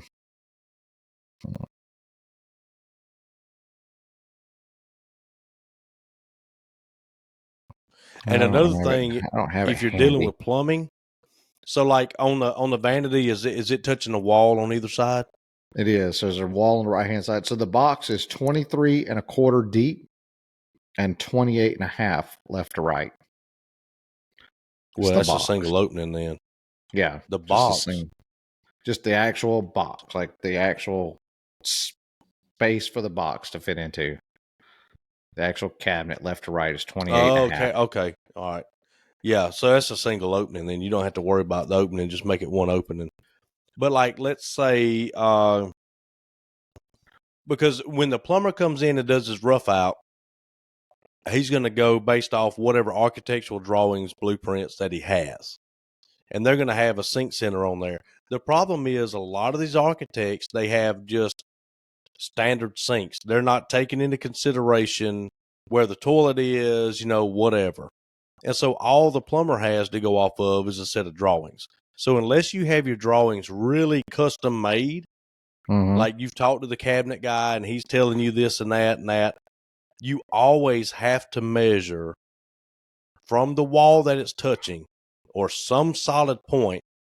You measure over to your cold and you measure over to your hot. So your plumbing is, you measure from the wall and you say, okay, my plumbing is from 30 inches to 40 inches off the wall. That measurement is critical because when you then go into Pro 100 or you're starting to design at vanity, you know where your partitions have to be, where they can't be. Because you don't put your sink directly over the plumbing 9 times out of 10. Your plumbing is going to be in the sink opening, but it's going to be offset to the left or right because you got to have drawer stacks that are even, right? A sink in the middle, like they can get complicated. So you can't just put a 6-foot vanity in there with a sink in the middle. Your plumbing might be off. You may have to do a 30-inch opening, right, to miss your plumbing and to have an equal drawer stack on both sides. Got you. So getting that plumbing, in your case, it's not, plumbing's automatically going to be in there. Right. But in another case, it may not. You're going to have to get that measurement left to right. That's something I learned the hard way. Because I had a drain behind a drawer one time because I didn't pay attention to where the plumbing was, And see, like for this situation, I'm thinking about building a cabinet without a back in it. So I can just right over all the existing plumbing. Yeah, I mean, like why cut holes if I don't? I mean, I've got valves already in place, right? Bingo, all that stuff. Yep. Why wouldn't I just suck right up to the wall? See, I don't. It's not like I'm going to a stub out. That's right. All I deal with is stub outs. Yeah. But yeah, if there's a P-trap in place, I guarantee you no back. And I'm a back person. I always want a back, just like you. Yeah. But in that situation, you're going to have to cut a tall vertical rectangle to miss the P-trap. And then your valves are going to be overcut you know, so you get the valves, and it's going to look like garbage when it's done. It actually looks cleaner with no back. That's If what you I'm got thinking. a lot of different plumbing, going on down there. Yeah, absolutely. I would. Just I mean, it's an existing laundry room anyway, and there's an existing like utility sink there, like a self-standing sink. I was like, why not just do this without a back? We'll just suck right up to the wall. I mean, it's already painted, and it'll look nice when you open the cabinet. And if you want the rigidity, you can do a 6-inch, border of a back. You know what I'm saying? Like put your back on like you normally would, but just have 6 inches sticking out all the way around, and then you get your rigidity of the back without having to deal with all, without having to deal with all the holes and stuff. Yeah, that's a because good if you idea. don't put it back, it can rack on you a little bit, while you're taking it in, and so the customer may be like, "Man, that daggum sink is racking all over the place," Yeah. But yeah, we do that. We do that sometimes on remodels. If we have one, basically it's a giant square, but it's not hacked out with a jigsaw on site. We handle it in the shop where it looks nice and clean, but you still have all the rigidity. You edge band that? You think? No, edge band of 1/4 inch. Well, I wouldn't do quarter on that. Like if I was going to do that, I wouldn't do quarter. Like if I'm doing it if for you did rigidity, half, like I would do it with like half. Yeah, you could edge band that and come out okay, but yeah. But there are some okay. I really haven't never done a vanity, so to speak. Like, I mean, I'm like, I don't know. Yeah, when you start to deal with plumbing, Yeah, there's a lot that can go wrong.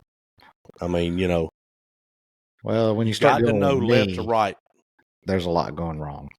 Well, still, you got to know left to right. If you ever get in a situation where there's a sink, anything in that vanity other than the sink, you have to get left to right, plumbing.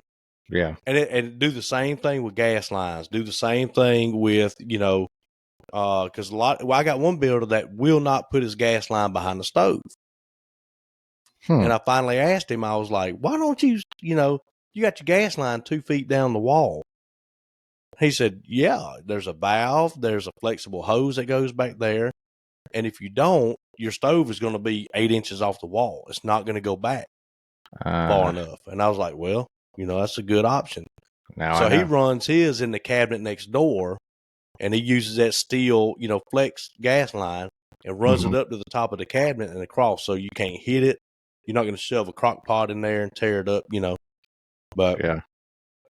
I've been caught off guard by a daggum gas line, plumbing, drains. It's just, it gets a mess quick. Oh yeah. Mm-hmm. It's a fairly decent sized laundry room that's coming up next. So, but this will be my first conversion to 1/2 inch. Everything will be 1/2 inch. Really? So I'm curious to see how that goes. You're gonna pick it up and be like, that old Mitch was right, man. Well, should have done this a long time ago. I've been using this lightweight MDF for the last 3 jobs. So yeah, you getting there. I'm getting there. Old lightweight MDFs, I like it. It's good stuff. Yeah. Except for it's undersized. Stable it would be. Does it seem to stay pretty stable on the shelf? Yeah. Mm-hmm. Yeah. We'll see how that bookshelf did. Yeah. When they I wish you could go with me to measure a full house. Oh, I'd love to. Actually, that's one of the things that I want to work on. So I actually have it sitting right here. I want to work on it in January. So I have this. This is called the Woodworking Project Book. I got this on Amazon, and it's fairly good. So when you open it up, and I know the cameras are terrible, so you kind of got this grid work here, and then you got this section for notes, right? Mm-hmm. But I thought to myself, what if we designed? And I probably shouldn't say this because there's woodworkers who do listen to this and might beat us to the market on this, but whatever. But what if we designed our own one of these? That would be that's the cabinet guys project book. Because this is this could be anything, right? Mm-hmm. So my daughter makes fun of me because she's like, you use, so I use this section, not the way it's intended to use, right? Yeah. Like I just write whatever down here. But you see, like I get, I do like the grid work, but like if I design this, I would put certain things in here to make sure that you don't forget. Like i.e. Yeah. floor to ceiling height, Bingo. floor to crown height, right? Yep. Crown height. Crown height. Like there are certain things that like you're like, man, I need, and when you get back, you're like, what the hell did I draw? What is this? Yeah. Yep. Because it's not standard. It's you kind of don't have a standard. All right, like what is this? Yeah, I don't know what that is. I wrote it and I don't even know what it is. You know, here's one. Like, you know what I mean? So, you know what those are? Those are actually, I remember what those are. Those are all outlets across the wall. I wanted to make sure a center divider didn't fall on an outlet. That's actually what that is. Yep. But like, I was like, man, I bet Mitch and I can design a book that's pretty much like this, but it is the cabinet guys,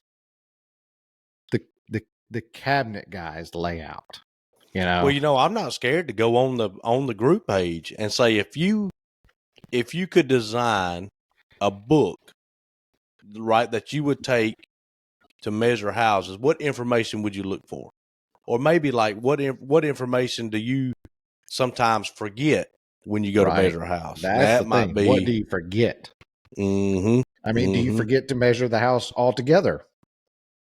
You got to be a real idiot to do that, but I'm sure somebody has. I listened to that episode yesterday and about died. I was like, God, dude, I'm rubbing off on him so bad. Like we need to quit hanging out because this is such a thing that Travis would do. Would go spend 30 minutes with a customer, talk, shake hands. Thanks for your business. We really appreciate it. We really look forward to this job. Sit down in the truck and go, I didn't measure anything. Yep. 4 hours later, you decide you hadn't measured anything. So here's what happens. So this book gets left behind and then this book gets used, right? So, and this is the stupid things Travis does. So like here is some measurements for some jobs, right? And then I had this other job. I was like, where's the notes for it? I looked in this book, nothing. Looked in this book, nothing. Couldn't find the notes. You know why? Because for whatever reason that day, I decided to start in the back of the book. What the hell? Yeah. Why did I do that?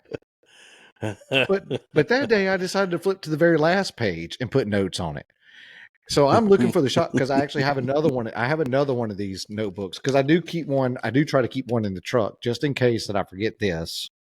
Yeah. Like that I have something. And I found the other notebook and I was like, they're not in here either. The measurements aren't here either. It's like, what in the world? What did I do? What did I do? And then I was like, that one book, I have measurements starting the back of it for some reason. And it was here the entire time. So just, it's an uneasy feeling when you can't verify something, it's not good, and what made me think about it was when you were talking about like, we're talking about responsibilities, and how much money's on the line if you mismeasure a house. And I was like,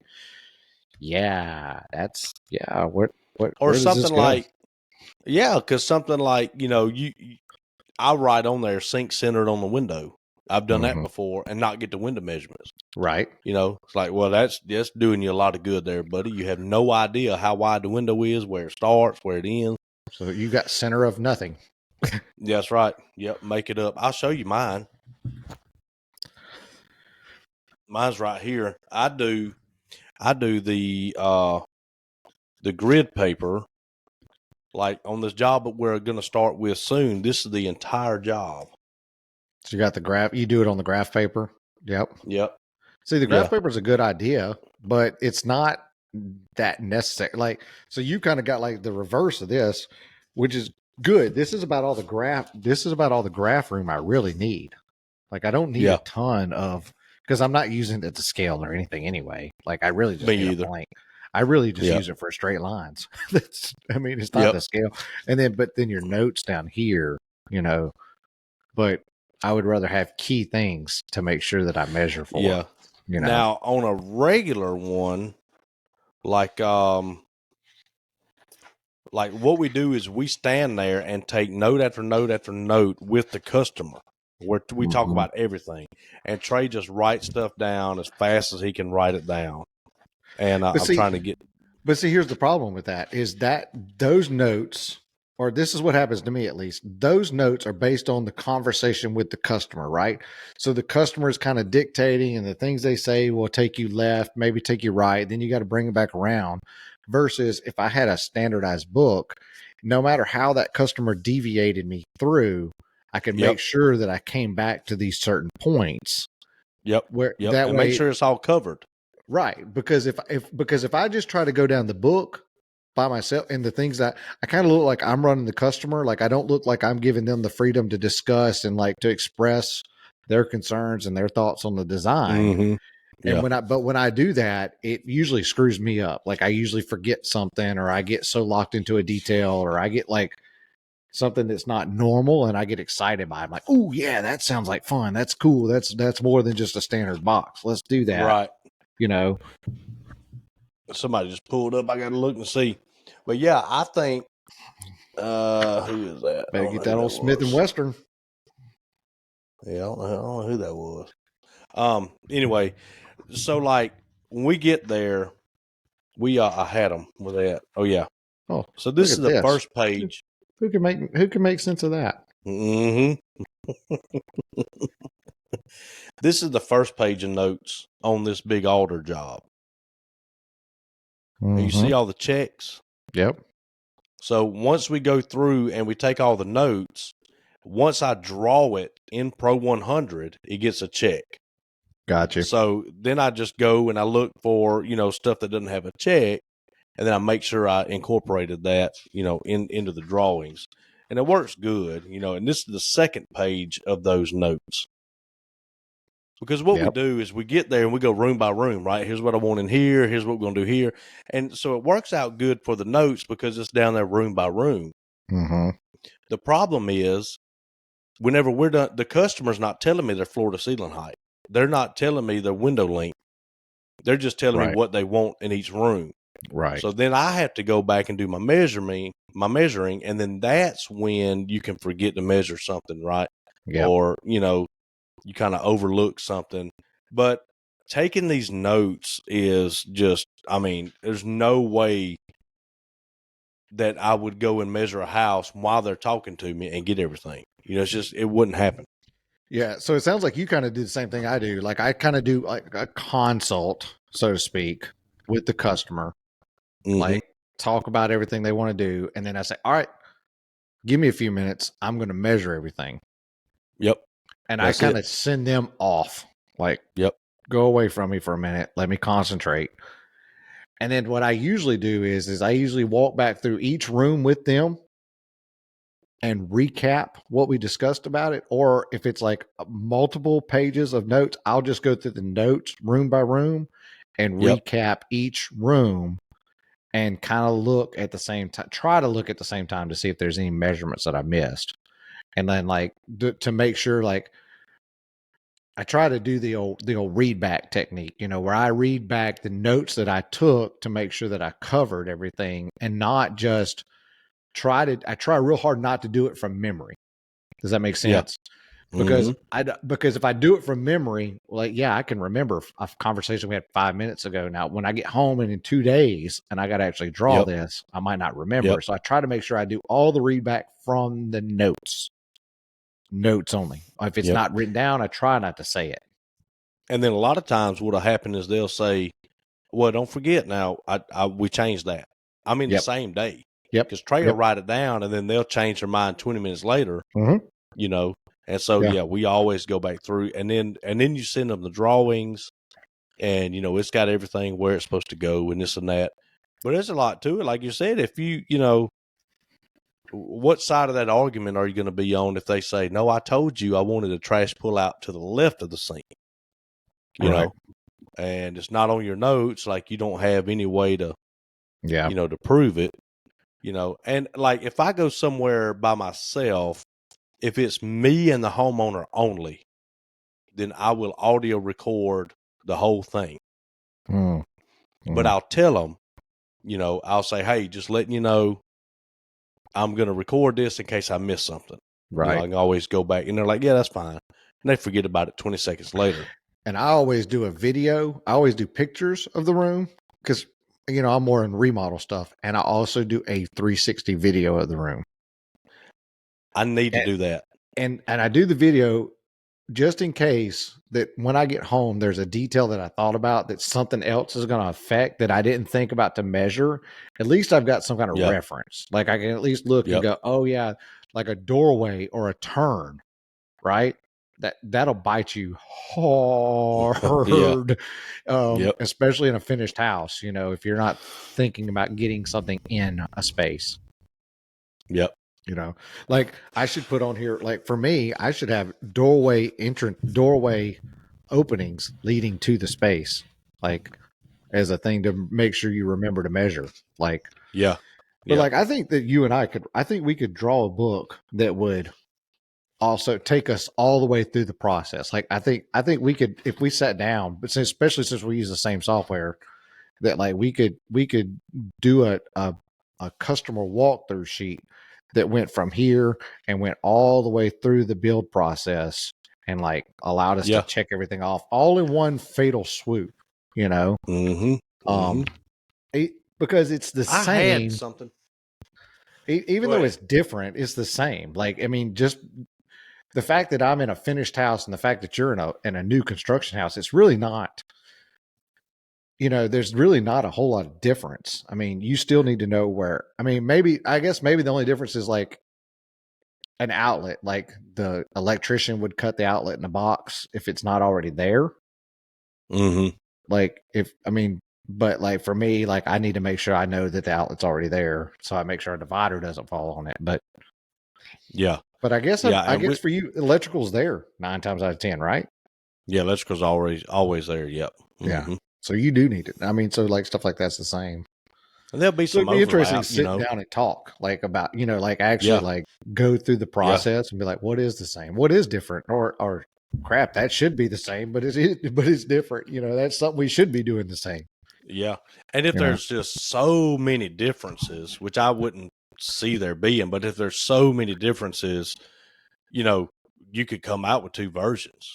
You could have the remodel cabinet makers or the, new construction cabinet make, whatever. But I think it's needed because I don't really, there's nothing really out there, so to speak. There's not, I like this book. This was on Amazon. I think it was like $14. I like that it's bound. I like that it's one thing, the problem is remembering it. Like, because I bring it home and I do drawings and it sits here on the counter and then I go to work the next day. I'm like, oh crap, I got a consult tonight. I don't have my book. So I break out one of these guys and then I end up kind of separated. And then you don't know which book it's in and, Right. Yeah. But at least if I had a standard book, I could at least buy 2 of these and I could keep one in the truck. I could keep one at the house. And at least I would still have all my questions, like my standard measuring process. I would at least have that. I just have to remember which book it's in, which is not the worst case scenario. So it's interesting. But I think we could knock something like that out. It's a January project. Oh, yeah. Yeah, we can definitely do that. Maybe it'll fund, maybe we could sell a few and fund all. I hope so. Because I only got a couple pages left in this book.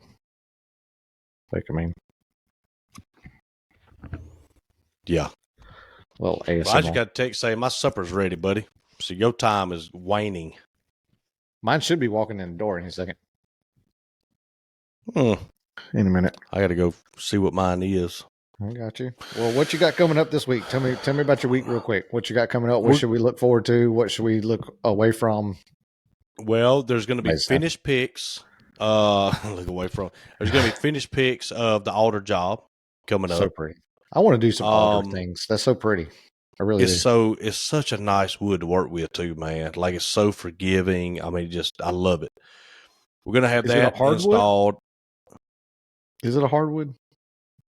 Technically, it's a hardwood species. Yes. Kind of but like it's maple, not. soft maple. Like, Yeah, it's literally not a hardwood. It's actually fairly soft, gotcha. soft. It's not quite knotty pine. It's in between. Well, it's probably about like poplar Okay. in hardness. And I Which don't know how it I just learned paints. is technically a hardwood, which I didn't know. Yeah, so you have hardwoods and you have like conifers. Right. So a hardwood is something that reproduces by a like something that's in a shell, like an acorn, a A walnut, nut. yeah, some sort of a nut, something like that. A conifer has a cone, so that's your cypress, your cedars, your pines. Those are all conifers. Yeah. Cone. But yeah, just because it Educating the said it is masses. a because it is a hardwood does not mean it is a hardwood. Right. There are Yeah, degrees of hardness in the hardwoods. that's right. There is. I Well, guess hey, is the little easiest bit. way to put it. She's like, So you Dad, got let's that. go. So you got that coming up. What else? Yep, Anything else? we'll finish that up, and then we're going to start on a few smaller jobs. So Nice. I'm looking forward to those. Straight cut, in and out, bing bang boom. Let's go. Get paid. Get paid, and let's do it. What I about hear you? you. I got a little. I got a couple of tiny jobs. Got some. Got an install tomorrow. Then I got some barn doors to make. Some sliders. Some geometric pattern sliders. So I'm kind of excited about those. You'll see those. I'll post those up in the next day or two. Then I got that full laundry room to do. That'd be a good one. Got some 22-foot ceiling wall details to do on a staircase. What? Yep. Not looking forward to that at all. So we'll see how that goes. And then I've got a bunk room build to do on a slanted wall. So that's coming up, and that's pretty much it. Good. Well, And there goes the garage door. is that supper? Well, the crew. Well, that's all of them. Well, me and Little Bit's going to go eat, and I'll let you go eat.